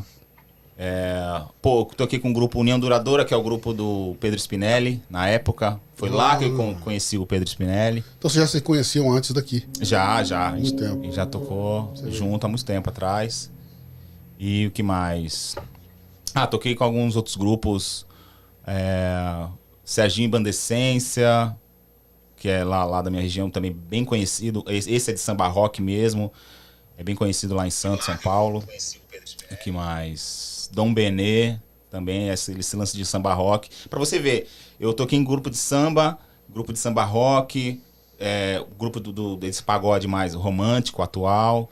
Então, dentro do próprio samba tem essa diversidade também. Sim, tem. De ritmos, né? É como se eu ouvir o Seu Jorge, por exemplo, que toca também samba. É um estilo absolutamente diferente, né? Também. Sim. Né? É uma vertente um pouco diferente também. É um samba rock bem mais misturado. Mais pop, né? Exato. E isso que eu acho maravilhoso no samba, né? Aí vai o Zeca Pagodinho, que toca também um estilo bem peculiar, bem dele. Vai o pessoal que toca partido alto, né? O Fundo de Quintal. Fundo de Quintal, que é mais um samba mais tradicional. Que é, na minha opinião, onde tudo começou, né? O pagode atual vem muito do Fundo de Quintal, né? Quem se admira assim, começou a trabalhar, a tocar, músico primeiro, não cantor, músico. Sim. Quem é que te inspira na música? Cara, na música, no pagode, no samba, os primeiros músicos que começou a me chamar a atenção foi o contrabaixista, o Prateado. Porque eu quis ser contrabaixista por conta dele. Porque eu ficava ouvindo aquelas gravações que ele fez, né, nos anos 90, falo, pô, que instrumento é esse aí? Eu quero tocar esse instrumento. Né? Quando eu comecei a tocar cavaquinho, ótimo, comecei a tocar cavaquinho e tal, mas eu via que a música tinha um peso diferente, eu não entendia muito de música. Então eu pensava comigo, pô, eu quero tocar isso. E aí eu fui pesquisar e tal, e vi que era um contrabaixo, e vi quem era que tocava, era o Prateado. E ele foi uma das pessoas que me inspirou a ser músico hoje de samba, né? Foi uma das pessoas. Aí, falando de outros instrumentistas, tem o violonista, o Kleber Augusto, muito bom. Do Fundo de Quintal também eu escutava muito, na época que eu estava aprendendo violão, escutava muito Fundo de Quintal, né?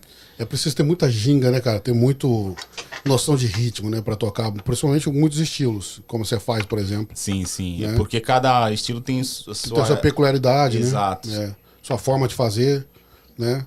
E o contrabaixo dá essa possibilidade, você toca todos os gêneros e aprende cada especificidade, peculiaridade. E você usa o mesmo instrumento para tocar todos os estilos em todas as bandas, ou você tem algum instrumento diferenciado? Porque tem gente que, por exemplo, quando você vai tocar um axé, você vai usar um baixo um pouco mais médio, não um baixo tão grave, né? Sim. Para fazer. E para outras questões, um pouco mais grave, uma coisa mais acentuada. Como é que funciona para você? Para mim é o seguinte, eu tocando contrabaixo, eu só tinha um contrabaixo. Então eu tinha um contrabaixo meio que um coringa, que dá para você timbrar para todos os gêneros, sabe? Porque o ideal seria você ter um Fender, um Music Man, um Fodera, vários contrabaixos que eles são diferentes e proporcionam timbres diferentes. Diferença. Mas, pô, no Brasil não tem como você ter vários baixos, né, velho? Nós não estamos falando de 100 reais, né? Estamos falando de 10 mil, 15 mil, 20 mil reais. Aí eu procurei ter um contrabaixo que pudesse me atender em todos os timbres que eu precisava, né? E qual que é esse intermediário que consegue atender tudo? O que você usa hoje? Então, eu tive um baixo por muitos anos de luthier e também tive um Washburn. Bacana, e você gostou da experiência com o baixo de luthier? Gostei, e tanto é que eu já estou mandando fazer agora, um outro baixo, né, de luthier, que é o WG. WG é uma marca lá do sul do país. E você pede com características para você, especificamente para você. Exatamente. Então, o baixo de luthier, o bom é justamente isso. Você pede do jeito que você quer. Eu quero essa tal madeira, quero esse captador, eu quero esse circuito. Bacana, velho. Isso que é o bom do luthier, um luthier próximo, né? Todos são de luthier, na verdade, né? O Fender tem um luthier lá que faz o contrabaixo. Mas eu tô falando particular, né? Porque eles fazem pra indústria. Exato. Você compra o que a indústria fez. Agora, se você mandar fazer alguma coisa pra você especificamente, do jeito que você quer, porque você quer uma timbragem diferente daquilo que você ouviu no Fender, diferente do que você ouviu no Yamaha, e você vai falar, não, quero uma coisa mais ou menos entre uma e outra, né? Aí você pede pro luthier, ele faz. É isso que é o bom de ter um instrumento assim de luthier. Porque o que você falou, o Fender, essas grandes marcas vendem em série, né? São todos iguais, né? Sim. Os instrumentos. E aí é isso. Aí por muitos anos eu tive um baixo de luthier, eu tive um Washburn também, mas todo modificado, que eu troquei captador, troquei circuito. Então isso me atendeu muito bem, porque eu conseguia todos os timbres que eu queria. E qual que é o melhor baixo que você já tocou até hoje, que você gostou seu? Eu tenho hoje eu tenho um Yamaha TRB. Top. E, pô, é um instrumento fantástico, me atende muito bem. E além eu tenho ainda o meu velhinho de guerra lá, que é o meu Washburn. E alguns outros baixos eu já vendi. Você já chegou a usar os de 4 cordas antigamente? Eu tive um Giannini. Foi meu primeiro baixo, inclusive. Um Giannini... Esqueci o nome do modelo, mas era como se fosse um extrato. Aquele modelo bem tradicional. Imitando o Fender, né? Sim, com aquelas borboletonas. Isso. Uhum. Foi meu primeiro contrabaixo. Foi um Giannini. Bem... É bem antigo, inclusive. Eu acho que com 4 cordas você fica muito limitado, né? Fica. Bom, Pra pagode. pra as pessoas- tocar pagode, sim. Sim. Fica. Aí, Se for tocar rock, nem tanto, mas pra Não, pagode. mas pro pagode, porque o pagode precisa ter aquela corda mais grave pra...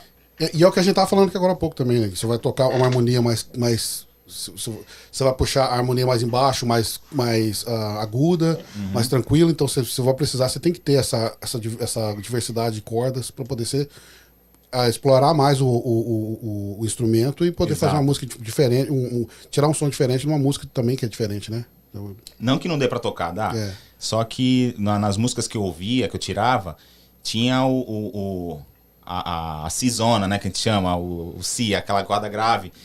Então, quando eu tava aprendendo contrabaixo e tal, eu sentia a falta dessa corda. Aí eu fui e comprei um Tajimão, aquele Tajimão grandão. o Tajima clássico, todo mundo tá começando a comprar um, né, cara? Não tem É, jeito. isso. Porque ele é barato, ele é bom. Barato e é um né? custo-benefício. Custo-benefício bom. Né? Aí eu comprei um Tajimão lá de 6 cordas. Como eu só tinha lá o Giannini, né? De 4 cordas, então eu sentia falta dessa corda mais grave e tal. E aí eu comprei esse Tajimão aí, que foi aí que eu aprendi mais coisas, mais técnicas e tudo mais. E aí eu tinha as cordas que me faltavam, né, no Giannini. Quanto tempo você ficou lá no Catinguelê? No Catinguelê eu fiquei, na primeira vez, fiquei 3 anos. Quase 2 anos e 10 meses, por aí. Porque eu fui 2 vezes pra lá. Eu entrei no Catinguelê em 2010, fiquei até 2013. Foi uma experiência ótima. Conheci São Paulo, interior de São Paulo, algumas partes do Brasil. Viajei muito. No Catinguelê, aprendi muito. Quem fez o meio de campo pra você entrar lá? Foi o tecladista. O tecladista... Não, na verdade o tecladista foi pro Lucas Morato. Foi o baterista da época que tava tocando lá, o Anderson Batera. Inclusive um abraço pra ele, pro Anderson.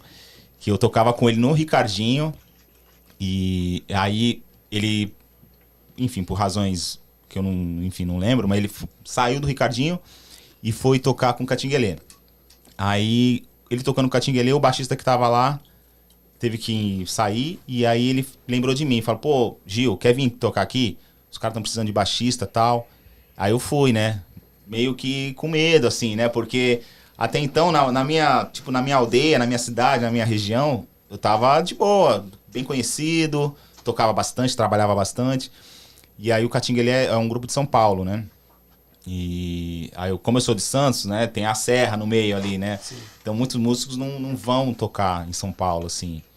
Se aventurar, né? Tocar com novas bandas, enfim. Aí quando o Anderson Batera me chamou, eu fui lá, fiz o teste. Super nervoso, só ficava olhando aqui na partitura, no teste lá. Ficava aqui na partitura, só pra fazer meu trabalho certinho. Pô, é o Catinguelê, né, velho? Então, precisava mostrar serviço, né? Pô, e aí passei no teste e tal. O Breno gostou de mim. O Breno era o violonista na época, ele não tá mais no grupo. Que é o irmão do Péricles, o Breno. E aí, pô, ele falou, pô, gostei de você e tal. E aí eu entrei na banda. E aí, pô, fiquei super feliz, porque o Catinguelê era um dos grupos que eu, adolescente lá, quando eu comecei a tocar o cavaquinho, ficava vendo CDs dele, ouvindo e tal, né? Maravilha, esse orgulho, né? Pô, você poder ouvir uma banda assim, de repente você vai lá e canta na banda que você... Que isso é maravilhoso, velho. Toca na banda que você... Quando eu entrei na banda, eu ia pro ponto de encontro, né?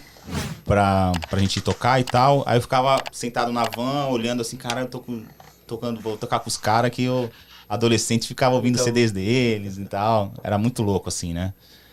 É igual que sentia a emoção daquele cara que cantou na banda do Queen, aquele menino que entrou no Queen. Sim. Né? Ver o Freddie Mercury cantando a vida inteira, admirando a banda, e de repente ele tá lá cantando no Queen. Isso é fantástico, né, velho? Demais, total. Você fica se sentindo assim, nossa, se unir com seus ídolos. Isso é maravilhoso.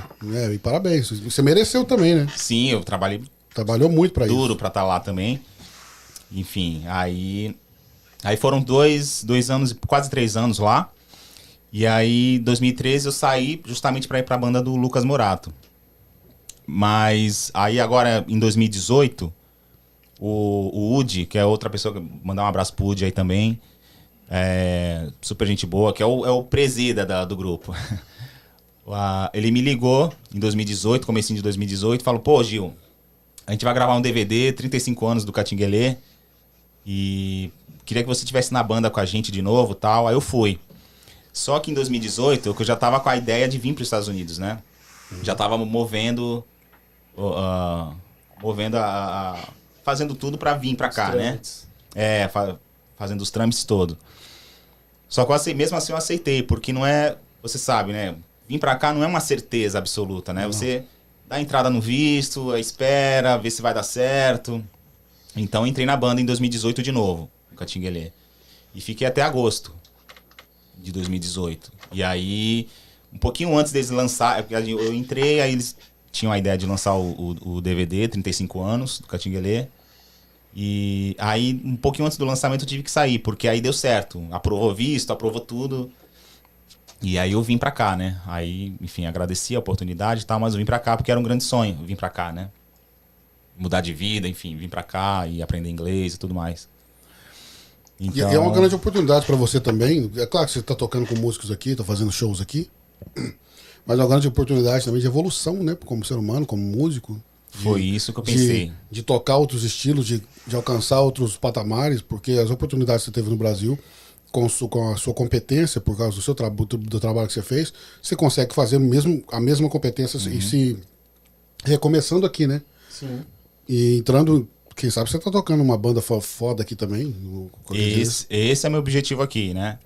Claro, primeiramente, assim, aprender inglês, porque foi para isso que eu vim no primeiro momento, né? Só que a música não sai de você, né? Mas não tem como. Aí eu vim aqui pra cá aprender inglês e, enfim, estudando e tal. Vim como estudante, né? Meu visto é de estudante. E aí vim pra estudar inglês e até desencanei um pouco da música, porque a razão de eu vir pra cá foi que a minha vida tava meio estagnada, meio sem graça e tal. E... Precisa dar sentido na vida de vez em quando, né, cara? Exato. Inclusive, quando o Woody do Catinguelê me chamou, isso me fez dar uma... Acendeu uma chama, né? Isso. Mas eu também... A primeira ideia era vir mesmo pra cá, porque eu precisava dar essa reviravolta assim na minha vida, né? E esse lance que você falou de 4 anos aqui, é um tempo muito curto, não é? Muito curto. É muito curto pra essa sua trajetória, não é? Você é melhor do que ninguém pra dizer. Né? Não paramos de trabalhar, encurta, né? Você trabalha muito. Dedicação. Eu acho que você fez o que todo brasileiro faz ou deveria fazer quando chega nos Estados Unidos. Focar, né? Isso aí, focar. Se você tem um sonho, você tem que focar nele e correr atrás e não deixar ninguém falar, acho que isso não vai ser possível. Você deve ter ouvido isso, não deve? Claro, muito. No Brasil, pô. Você acha que você vai viver de tatuagem nos Estados Unidos? Não, exatamente. Eu falava que eu vim pra cá, a galera ria na minha cara mesmo. E você queria vir pra cá pra tatuar? Queria. Esse foi o seu foco. Foi. Calma que você vai chegar lá, porque a gente quer fazer uma regressão aqui. Quero saber tudo. Gente, esse menino tem muita história pra contar.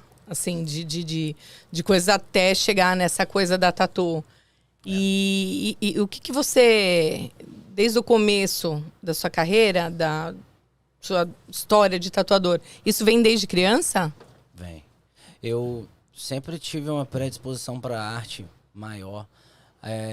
Sempre tem aquela matéria artes no colégio, Sim. né? Sempre foi a matéria que eu fui melhor. Eu sou muito imperativo e desatento. Eu tenho um déficit de atenção muito grande, assim, e sou muito imperativo. E a única hora que eu consigo ficar, assim, parado mesmo, concentrado, é quando eu tô desenhando, fazendo algum tipo de arte, sabe? Olha, que interessante. Que eu consigo ficar totalmente concentrado, igual eu passo... já passei 12 horas tatuando, 10 horas sem parar? Direto, só parando pra ir no banheiro. E eu consigo ficar ali, uma terapia mesmo, cara. Acabou que virou uma terapia. E a questão de eu sempre desenhar facilitou muito, acho que quando eu comecei a tatuar, porque quando você já tem uma facilidade para desenho, eu acho que é mais fácil você começar a tatuar. Não que você tenha que saber desenhar. Isso tudo pode ser treinado. Inclusive, eu dou aula Já ensinei algumas pessoas que não sabiam desenhar e tatua. Tem Tatua remédio muito pra quem bem. não sabe desenhar? Porque eu nunca soube desenhar. Tem Real. remédio, tem remédio. Uau. Se estudar, consegue desenhar. Cara, eu não sei fazer uma casinha, Não é tá? dom. Tem gente que pode ter mais uma facilidade, mas se você treinar, você consegue. Ah, então você considera que o desenho não é um dom? Não. Você acha que é treino? É treino. É técnico? É técnico, porque você... Acho que não tem o dom, tem a pessoa que gosta. Sabe? Igual eu, quando eu era criança, eu gostava de desenhar. Era o que eu me dava bem. Nunca fui muito de estudar, assim. Então vou começar amanhã. Comecei a Não, ler... já tô animada aqui. Comecei a ler, mas depois dos meus 16, 17 anos que eu fui querer me interessar a ler livro. E gostava mesmo de desenhar. Quando você começou, como é que você conseguiu se inteirar foi só lendo livros, né? Porque não tinha internet naquela época, né? Quando você começou ou não? Então... A internet não era tão forte assim, né? Na verdade, eu sempre desenhei, fazia grafite, sabe? Essas artes com spray. Tinha umas oficinas lá. Então é fácil pra você, porque você tem talento danado. É porque eu treinei, eu acho. Eu acho que todo mundo consegue fazer esse treinar. Eu acho que eu só tive um gosto a mais, eu gostei. Vamos lançar um desafio, então me faça uma tatuadora, então, duvido. Ah, eu faço, já tem lá, já tem... 1, 2, 6... Você tem cursos, né? Tem 4 pessoas que tatuam lá no meu estúdio lá, que foi eu que ensinei. Tem 2 anos que eles estão aprendendo, hoje em dia eles já tatuam. Já fazem tatuagens mais básicas, pessoas que vêm turista fazer palmeirinha, escrita, as tatuagens mais para comerciais, eles já conseguem fazer tranquilo. Olha, que legal. Muito bom. 2 anos aí, tem uma galera também querendo aprender mais agora. Eu vou começar a lançar um curso na internet para ensinar a galera, porque tem muita gente querendo aprender, galera que me acompanha, vê que não é impossível. Eu acho que anima a galera, ver o Com estilo certeza. de vida, de tatuador, não é? Esse é o nosso intuito até, levar a tua história, quando a gente chama, né, o convidado, é isso que a gente quer. A gente quer. Por isso que eu falei que você tem bastante história e você vai contar ela por partes, para a pessoa entender como é que você chegou em Beverly Hills e montou um estúdio. E aí as pessoas vão ver que você tem uma trajetória que não foi fácil. Não caiu do céu Não essa caiu do oportunidade. céu mesmo. Você Eu batalhou. queria, né? Eu vou mostrar pro povo tanto que ela é atenta aqui, ó. Presta atenção. Ela sempre coloca. Ela vem cá, aí ela coloca o É que não deu tempo ela hoje. põe o celular pra poder ver como é que tá acontecendo lá na live, né? Aí, aí eu tô aqui olhando a live aqui, não mostra mostrando Ele geral. tá me zoando, tá? Olha aqui com a live tá. Para, ele tá me zoando. Ela tá com o vídeo da semana passada, eu tô até de óculos aqui. Lu, um beijo, tá? Mas assim, foi super sem querer. Eu tô aqui, falei assim, tentando acompanhar. Falei assim, mas gente, eu tô olhando, tô vendo um homem aqui, tô vendo uma mulher no filme. Não deu tempo, não deu tempo. O tempo que tinha, ó, não sei se vocês perceberam, o tempo que o Felipe teve, ele tava fechando meus braços, ó. Ó, ele fechou meus braços aqui em 2 horinhas. O cara é bom pra caramba. É a única tatuagem no mundo que enruga, porque se você fizer assim, É porque a pele, né? A pele já não tem tanto colágeno, enfim, né? Mas enfim. Começa assim por você, uma trajetória aí, tá? Você, desde criança, gostava? Continua essa parte aí, pra gente ir fazendo desde essa... criança, gostava de desenhar. As professoras ficavam chamando minha mãe, que eu era muito desatento, que eu não prestava atenção na aula. Toda vez, muito problema, minha mãe passou por isso, coitada. E porque eu só sabia desenhar no caderno e tal. Eu sempre ouço mesmo os filhos falando das mães aqui, né? Agora vocês conseguem entender um pouquinho mais ou não? Só tem mãe, pai né? aqui no estúdio, eu sou a única mãe, tá? Mãe é mãe, né? Todos os filhos relatam aqui, pô, a minha mãe, coitada, sofreu. Lembra a mãe do Edu minha mãe também? sofreu também. A mãe do Will. Olha, que dó, viu, Hoje meu? em dia ela tá feliz. Com certeza. Feliz e orgulhosa, aposto. Qual é o nome da mãe? Lanimar. Lanimar? Lanimar. Lanimar. Mãezona, um abraço aí, seu Beijo, filho. mãe. Beijo. Vai, prossiga. Consiga aí. E aí eu sempre no meu bairro tem um negócio que tem um camarada lá que o nome dele é Negro Bússola. E ele é muito envolvido com projetos sociais, desde que eu me entendo por gente, desde que eu lembro de eu na rua. Meus primos moravam em outro bairro chamado Ipiranga. E daí eu sempre ia lá, ficar na casa da minha tia. Tia Heloísa, mandar um beijo pra ela também. Sim. Espero que estejam todos aqui com a gente. Com certeza. E daí, sempre tinha uns projetos de arte que esse Negro Bússola fazia, de hip hop, de b-boy, sabe? De ficar dançando, de ficar grafitando os elementos do hip hop ali. E desenhando. E eu gostava de fazer parte dessas oficinas pra caramba. E foi indo, cara. Mais ou menos qual a sua idade nessa época? Ah, nessa época eu era bem novo. Deve ter sido de uns 10 a uns 15 anos. Até menos. 9 a 15 anos. Às vezes ele fazia uma coisa numa escolinha que tinha ali perto da minha casa. Às vezes ela era num bairro mais distante. Às vezes era num bairro mais próximo.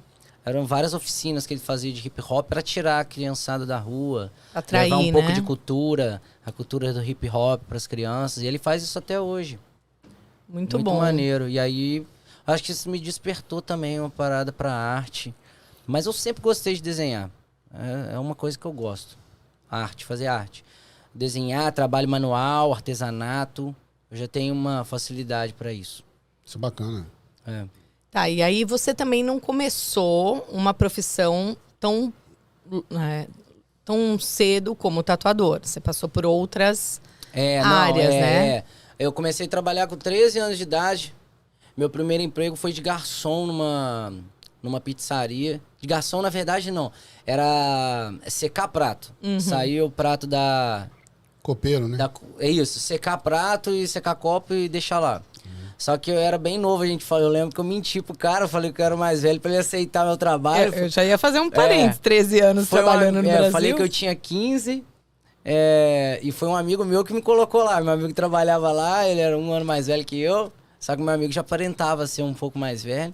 E o cara confiou, né? Não, bora lá. O Léo, meu amigo de infância, me arrumou meu primeiro emprego, nunca vou esquecer. E aí, fiquei lá por um tempo, depois eu fiz um negócio que tem lá, que chama Guarda Mirim. Não sei se lá na cidade vocês têm, que é para menores aprendiz. E aí eu fiquei trabalhando 1 ano depois no almoxarifado de uma empresa de ônibus. E aí, esse emprego eu acho que foi tenso, porque eu lavava muito banheiro. Era assim, era banheiro, tipo, era um corredor e tinha 10 banheiros de um lado, 10 banheiros do outro. E aqueles banheiros que fica no chão. Isso que eu ia falar, eu imagino a qualidade desse banheiro. Limpar aquele negócio, e eu chegava na minha casa e falava, mãe do céu, eu quero sair daquele emprego, eu não aguento mais. Ela, você é vagabundo, você não vai sair não, sei o que você tá falando, é coisa de você tá vagabundando, tá você não quer sair de trabalhar. E aí tive que ficar lá, que era contrato de 1 ano. Aí depois saí de lá, ajudei meu pai também um pouco no bar lá, ele tem um bar com a minha tia, um botequinho lá na minha cidade. Às vezes eu ia ficar lá, ajudar a servir nas mesas e tal. Aí, mas já trabalhei em muita coisa. Já fui vendedor da Chili Beans, loja de óculos. Bacana. Já trabalhei de estoquista daquela franquia também, aquela Carmen Steffens. Sapato, né? Sapato feminino, sapato caro, né? Adoro. E já vendi linguiça também na praia, ambulante. Essa é boa, né? Lá eu morava no Frio, litoral. No Peró.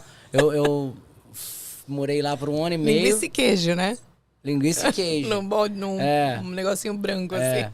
Vendia linguiça, pegava lá de Minas e levava pro Rio pra vender embalada a vácuo lá. Sério? Você fazia todo esse trajeto? Fazia, ia pra minha cidade, dava grana? Linguiça.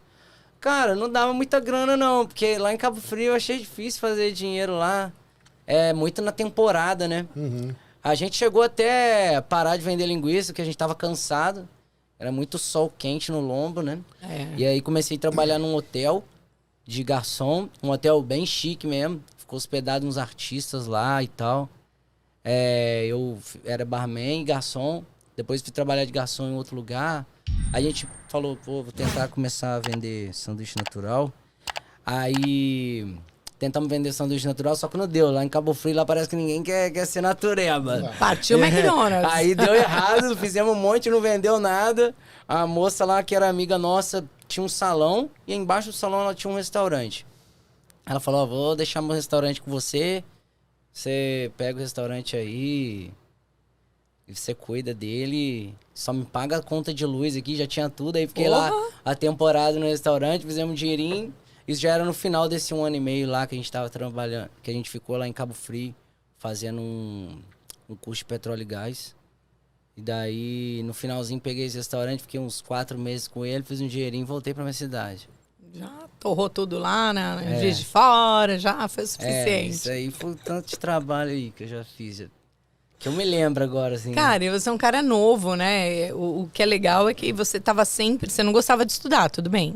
Né? Não gostava o Regis muito de também não estudar. curte muito, não, mas tá tudo certo. Trabalhava. Mas a gente trabalha, né? Se bem que estudar é relativo, né? Porque eu nunca gostei de escola, mas tudo que você vai fazer, tudo que você, no caso, no seu caso, você teve que estudar muito para poder fazer tudo que você Eu tá gosto fazendo. de estudar o que eu gosto. Exato. Eu tive que estudar muito para montar esse podcast aqui, montar tudo, depois tem no ar. Eu ia até Vocês- fazer um parênteses. Eu falo estudar, a gente fala brincando, mas hoje tá mudando muito essa visão sobre o estudo, né? Hoje tá ficando muito claro do que o estudo escolar, espero que os jovens e minha filha não estejam nos ouvindo, tá ficando muito claro que a escola, o estudo acadêmico mesmo, para a prática na vida, ele é muito mais limitado, né? Ele fez toda essa ligação aqui do podcast sozinho e ele nunca tinha feito isso, E tá, né? E aí foi aqui, ó, profissional, ele pô. estudou, ele pegou. Você não começou não chegou no eu seu cheguei nível de tá tatuando, tudo assim, nada. de uma hora pra outra. Entendeu? Com técnicas e o seu talento, com certeza você vai aperfeiçoando. Com certeza. É claro que para uma pessoa que é um profissional da área de TI, que tecnologia, um engenheiro, um civil, um engenheiro, enfim, obviamente Você tem que tem que passar por estudo, você tem que estudar, tem que ter conhecimento, coisa e tal, mas quando você não é o tipo de trabalho que você tem, a escola não vai fazer tanta diferença. Estudar vai fazer diferença, mas exatamente para aquilo que você vai fazer. Exatamente. Isso é importante fazer. Exatamente. Eu lembro que eu comecei faculdade de design gráfico, né? Eu quase terminei ela. Ficou faltando algumas matérias, inclusive foi as matérias que eu não gostava. Que eu deixei pra lá. Vai encostando. Que no caso foi... Uma eu não me lembro qual que era, mas a outra foi História da Arte. Eu fiz ela 2 vezes e ainda fiquei na terceira ainda, porque eu não... Ainda ficou devendo. Eu nunca ia nessa aula. Eu chegava nessa aula e não ia. Mas foi bom pra mim, porque eu tinha feito vários cursos de design gráfico já. E aí eu falei, vou tentar essa faculdade aqui. Consegui, fiz 2 anos dela. Faltou poucas matérias, assim, pra eu pegar o diploma mesmo. Era... Design gráfico é só 2 anos, né? E eu fiz 2 anos, só faltou poucas matérias. Tipo técnico, né? E o meu professor perguntava, você tá fazendo design gráfico pra quê? Você quer trabalhar pra uma empresa e tal? E eu falava, não, tô fazendo pra me aprender, porque eu vou precisar. Não era pra pegar diploma, né? Porque eu sabia que eu ia precisar, porque tudo que eu fiz de empreendedorismo, assim, minha marca na minha cidade, que eu comecei lá, ter uma marca lá, o estúdio lá, logomarca, identidade visual da empresa, tudo questão de design, arte, fotografia, tudo eu fazia. E tudo coisas que eu aprendi bastante na faculdade. Então me ajudou pra caramba. Só de eu não ter pago ninguém pra ter que fazer tudo isso. Exatamente o intuito dele foi esse. Ele falou, poxa, a gente começa um negócio, todo mundo que começa um negócio sabe que o negócio tenso. A gente sabe que para montar um negócio aqui nos Estados Unidos, pra você contratar um trabalho de um profissional americano... É difícil. É difícil e caro pra caçamba. É difícil e caro, quando o cara quer fazer, porque eu chamei um cara pra ir lá no estúdio fazer uma fiação pra mim, o cara chegou e falou, faz você. Que isso? O cara não quer trabalhar com porra é essa? O cara falou, como assim, comigo. Ele falou, pô, isso aqui eu tô ocupado, faz você isso aí. Falou assim, eu falei, é simplesinho, se vira. Eu já tava puto que eu não queria fazer mais nada, eu tava morrendo de cansado, já fiz um negócio lá. Porque aqui tem muito disso, né? O pessoal fazer pra si mesmo, né? Quer destruir uma parede, eles vão lá mesmo, eles mesmos destroem a parede, eles mesmos constroem. Então acho que é mais ou menos por isso que ele pensou, né? Isso aí é muito fácil de fazer, faz você, mas se fácil. vira, meu amigo. Fácil pra quem tem o conhecimento na área, né? Igual a gente falou. Estudar. Ele estudou pra aquilo, pra ele é fácil, pra nós não é tão fácil assim. É verdade. Você, dessas profissões todas, eu sei que você teve também uma confecção, não é isso? Uma marca de roupa, alguma coisa na tua... Isso. Isso foi junto quando você já tatuava na tua cidade ou não? Isso foi antes? Isso foi quando eu comecei a tatuar na minha cidade. Daí eu sempre quis ter uma marca de roupa. E o que veio primeiro, a tatu ou a roupa? Ou Veio junto? a tatu primeiro. A tatu? Então tá. Mas então a roupa eu sempre tive vontade de ter, mas eu comecei primeiro a pegar na tatu. Entendi. E aí a tatu você tinha quantos anos quando você começou? A tatu foi... Eu fiz a minha primeira tatu quando eu tinha 15 anos de idade, escondido dos meus pais. Em você? Um cara fez em mim. Uhum. E eu vi que eu conseguia fazer o desenho, que eu já desenhava, gostava de desenhar. Eu falei, pô, esse negócio aqui, eu acho que dá pra mim. Só que aí todo mundo que você falava, não, né, de papel é diferente, de pele, não sei o quê. Aí aquele amigo lá. Aquele amigo, Sabe aquele amigo que vai enrolando, né? Que quer dizer, não quer que você faz o negócio. Aham, a gente Daí sabe. eu fui enrolando. Aí eu fui começar a tatuar mesmo. Primeira tatuagem que eu fiz foi com... Acho que eu tinha 20 ou 21 anos. Foi dentro da cadeia.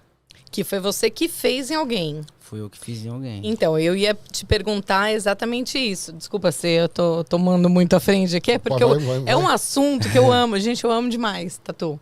Mas é que eu ia te perguntar justamente sobre isso. Se você tinha iniciado nesse episódio da tua vida. Foi. Foi 20 ou 21 anos de idade. Eu fui preso por tráfico de drogas. Eu sempre trabalhei, igual eu falei pra vocês, sempre trabalhava e tal.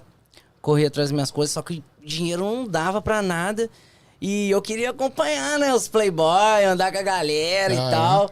E aí comecei a usar droga pra caramba. E aí eu comecei a pegar droga pra vender. E, sei lá, saí numa balada, vendi uma coisa ali, e aí a gente começou a entregar droga também, maconha, vendia bala, doce, pó. Começa com brincadeira, né? Começa com uma brincadeira, pra você sair. Aí depois comecei a vender quase todo dia, pessoa me ligando. Aí quando fui ver... Tava totalmente envolvido. Eu já tava envolvido e... Você ficou quanto tempo nessa... Fui preso por investigação e tal. Então eles já estavam te investigando anteriormente, já? Tava investigando, já tinha grampeado ligações. Ele pegou só você ou pegou mais gente junto? Pegou eu e o meu tio. Seu tio também vendia, trabalhava? O meu tio também. Ele que te iniciou nessa... Não. Ele tava preso em Barcelona, ficou preso lá um tempo. E quando ele voltou pro Brasil, eu já tava vendendo, já na molecada, doido já, doidão. Ele entrou com droga na Europa? Na Europa? Ficou preso lá. Depois voltou, vendeu umas... Começou a vender no Brasil também, rodou comigo, rodou nós dois juntos. Junto? Junto, no mesmo dia. Caraca. Investigação, a polícia chegou dentro da minha casa, já, abrindo tudo assim. Quantos anos você tava vendendo? Eu já vendia uns... 3 anos, 2 anos. Comecei assim, primeiro ano vendendo um pouquinho, depois 2 anos, mas esse ano que eu fui preso era o ano que eu tava vendendo muito, entendeu? O dinheiro, muitas ligações. Fez muita grana, valeu a pena? Não fiz nada. O dinheiro do mesmo jeito que vem, vai. Uma coisa que eu aprendi que o dinheiro vem fácil, vai fácil. Não é? Não vale a pena. É o que eu falo pra galera aí, a molecada aí que me segue, eu tento passar pra eles que não vale a pena. Você investiu algum dinheiro daquele que você fez no tráfico, não? Chegou a usar esse dinheiro pra alguma coisa? Não, eu fui preso, fiquei duro. Já fui pra cadeia duro já. Eu acho que é mais um lance do... Eu acho que é mais um lance do glamour, não é? Porque, assim, eu falo porque eu já convivi com uma galera que, tipo, tinha esse movimento. É aquela coisa de você estar famosinho, porque acontece. É aquela coisa de moleque. Uhum. Tipo, que eu quero que eu tenha essa droga, que eu tenho essa, que não sei o quê. E, pô, não tem como. E todo mundo te procura. Eu olhava com a galera, assim, do meu nível, que é a galera que vivia no meu bairro. Mas eu conhecia muita gente da minha cidade. Então eu conhecia a galera que é de um nível social bem diferente do meu, de uma realidade totalmente diferente da minha. Mesmo porque todos os níveis usam drogas. Todos os níveis usam droga, né? Mas tem droga que é pra cada nicho de galera. Mas a maconha é meio que universal, né? A maconha sim. Mas essa droga dele, a sintética, né? Que dele tudo. não, tá, gente? Deu um episódio tudo lá atrás. Tudo que tinha lá, a gente vendia. O sintético, ele é mais pra uma galera um pouco... mais grana, né? Infelizmente, é a realidade. Vendia bala na balada? Vendia bala na balada. E aí vendia, às vezes eu vendia e já gastava o dinheiro tudo lá, que eu usava também. E já, tipo, o dinheiro que eu fazia na balada já era pra pagar a conta e ir embora pra casa. Então, ou seja, era mais pra curtir as baladas mesmo, Já dar ganhava o rolê. dinheiro, já ficava felizão que ele tomava uma bala, já se pagava você- a balada pra todo mundo. Se você tivesse Vendia trabalhado de tudo, emocionava, ficava doidão. Emocionado. Se você tivesse trabalhado de garçom na balada, você tinha guardado mais dinheiro. É. Com Entendeu? certeza. Não. Você ia viver E dentro do seu não, cara, limite. e o negócio era tão assim que na época, depois de uma certa fase assim, fui ficando lá por uns 17 anos, 16 anos assim, parece que eu fui começando a ficar, eu trabalhava de boa, mas depois parece que foi me dando vergonha de ser trabalhador, de trabalhar, sabe? Eu sei. Chegou uma época que eu tinha vergonha de, ai caramba. É como se você fosse perder a moral no tráfico. Que você, Não sei. você não tava conseguindo fazer sucesso? É porque muitos amigos meus não trabalhavam. você não, E aí eu você não ia ficava perder mas o eu tinha que sucesso, trabalhar. o sucesso no mundo do crime, tipo assim. Não era nem muito assim. Era uma coisa assim. Não era um tráfico tão pesado, Não, sabe? eu era super... uma coisa de moleque mesmo, vendendo a balada ali pros amigos. Aí chega um cara que nunca te viu, que é amigo do seu amigo, você vende. O seu amigo te liga, você vai entregar. Era uma coisa mais light. Nunca peguei de ficar com arma, essas coisas assim, sabe? Pesada assim, nunca foi. A gente nunca mexeu com arma. É aquela coisa, Era é mais o que eu um falei, drug dealer começa na mesmo. brincadeira. Por quê? Porque é uma coisa que ele gostava de usar, os amigos às vezes usavam. Você comprava um pouco mais. Aí você compra um pouco a mais pra você fazer não um ter que dinheirinho. pagar o que você vai usar. Isso, aí vai indo. Aí você fica famosinho, né? Principalmente em cidade pequena. Aí todo mundo te procura, você tá na balada, aí você é o cara da balada, por incrível que pareça. É assim, não é? Você vira o cara da balada porque você tá munido do que todo mundo quer. Entendeu? Todo mundo te conhece. Todo mundo te conhece. Então isso, na cabeça de um jovem, que você tinha o quê? Qual a sua idade nessa época? Eu fui preso com 20. Foi aí Porra, botei dos moleque demais. 16 aos 20, assim. Imagina isso na cabeça de um moleque que tava trabalhando de garçom, vendendo linguiça na praia. Entendeu? E como é que foi o start pra você? A prisão foi o start ou depois da prisão você ainda voltou a fazer ainda? Não, quando eu já fui pra cadeia... O start que eu falo, o start tipo, opa, preciso parar com isso. Não, já cheguei lá... Eu sou cristão, né? E eu tenho tatuado aqui no meu peito: os humilhados serão exaltados. Quando eu cheguei assim na cadeia, eu cheguei assim, eu e meu tio na mesma cela. Aí tinha vários caras nessa cela, era chamado de triagem, que você passa por lá antes. Aí tava lotada a cela, os caras vêm perguntando por que a gente foi preso e tal. A gente fala, a gente foi preso por tráfico. E aí os caras falam, beleza, então você vai dormir aqui, nesse canto aqui no chão, você vai dormir naquele canto ali, ó, vai pros seus lugares, fica lá. Aí os caras chegam, começaram a trocar ideia comigo, eu olhei assim na parede, cara, eu vi isso escrito, os humilhados serão exaltados, assim, fiquei bem impactado, porque eu sou cristão e eu mesmo fazendo as coisas erradas, eu sempre teve uma coisa em mim falando que aquilo era errado. Você tinha uma consciência, né? Uma consciência. Depois daquela noitada louca, chegava em casa, deitava e batia aquela reflexão. Você era uma boa pessoa no caminho errado. Tipo assim, eu não sou isso aqui, eu estou isso aqui. Eu estou nisso, mas eu não sou, né? E daí, quando eu li essa frase assim, eu tava meio em estado de choque ainda, né? Eu não conseguia entender que eu tava ali ainda. Dentro da cela, fiquei meio que em estado de choque. Eu acho que a noite inteira, quando eu cheguei, até no outro dia, assim, de manhã, na hora do café, eu tava ainda meio em estado de choque, assim. Aí, uns caras da cela chegaram pra mim, com meu tio lá, falando, pô, se vocês precisarem de cigarro, alguma coisa, assim, pede emprestado, depois vocês pagam a gente. Porque cela bacana, você caiu numa cela boa. Porque os caras geralmente são hostis, né? Eu acho que na cadeia, assim, quando você chega por tráfico de drogas é mais tranquilo, dependendo do crime é pior, né? Se você é um estuprador, estuprador, se você bateu em alguma mulher, bateu em alguma criança, acho que o tratamento é pior, dependendo do tipo de assalto que você fez. Entendi. Mas pra traficante é tranquilo. Tá todo mundo no mesmo nível, né? Ali, basicamente, né? teve amigo meu que eu não via há tempo, que eu fui ver lá dentro. E caraca, mano, o que você tá arrumando? O cara Você nem sabia que o cara tava lá. O cara chegar pra mim e falar, que isso, cara? Pô, o que você tá fazendo aqui, mano? E tal, e eu, caraca, velho. E o business da linguiça, meu, não deu certo, velho. A linguiça foi depois. Ah, foi depois? Ah, É. pensei que era antes. A linguiça foi depois. Não teve linguiça na cadeia. Na cadeia não, né? Só pra saber, teve linguiça na cadeia, teve não, né? Não, teve não. Ah, tá, só- A linguiça eu fui depois que eu saí, fui ficar 1 ano e meio em Cabo Frio. Ah, isso Ficamos foi lá. depois. Eu achei Fui que tinha ficar sido lá, antes. porque na minha cidade tava foda. Parece que fica uns P2 atrás de você um tempo. Você fica marcado, Fica né, marcado. cara? Os caras vê se você vai fazer alguma coisa ou não. Aí eu o senti povo isso. também, né? Não aceita legal. Aí eu vazei, ficar O povo é longe. meio hipócrita, né? Porque os filhos das pessoas vão te procurar pra comprar droga Exato. e os pais delas vão lá e ficam te olhando torto. Que E isso? fala do filho Que da fulana. vagabundo. Fica lá.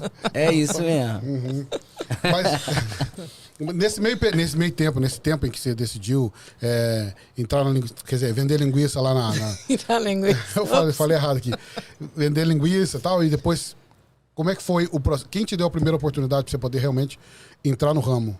Olha, da Da tatu tatu? que você tá falando, né? Isso, da tatu. Então, Vocês estão pensando só em linguiça hoje Não, também. eu né? tava com a linguiça na cabeça aqui. ó, eu cheguei na cadeia e tal, e eu vi que a galera lá não sabia escrever direito. Eu não sou o melhor escritor, não.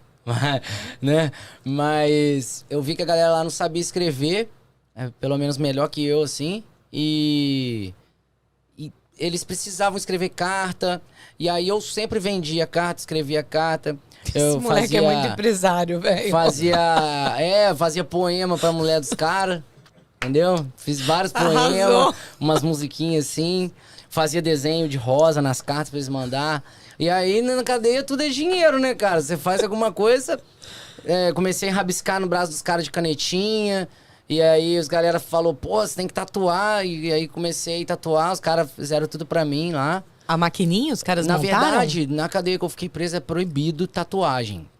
Então toda vez que eu ia tatuar, tinha que algumas pessoas ficar olhando.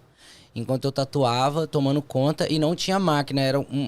Os caras faziam pra mim assim, numa agulha, eles colocavam no cotonete, aí amarrava, queimava assim, pra ela ficar grudadinha. Aí você tem que ir fazendo na mão, assim, bem oriental mesmo. sabe? Meu Deus, que louco. Jura, Meio velho? indígena, né? Essa foi a primeira tatuagem que eu fui, bem indígena mesmo. Bem assim, na gambiarra. E cada pessoa que queria tatuar arrumava a tua agulha, né, pra não ter infecção e tal. A tinta era feita com Presto Barba derretido. Sabe, vou te explicar. O almoço na cadeia vem naquelas marmitas de alumínio. Uhum. E aí fazia vários furos com garfinho em cima, né? Da marmita assim. E você botava vários Presto Barbas lá. Lavava a marmita, né? Botava os Presto Barba lá velho. Acendia o fogo, tampava, aí subiu uma fumaça preta. Ela agarrava na tampa da panela. Você raspava essa...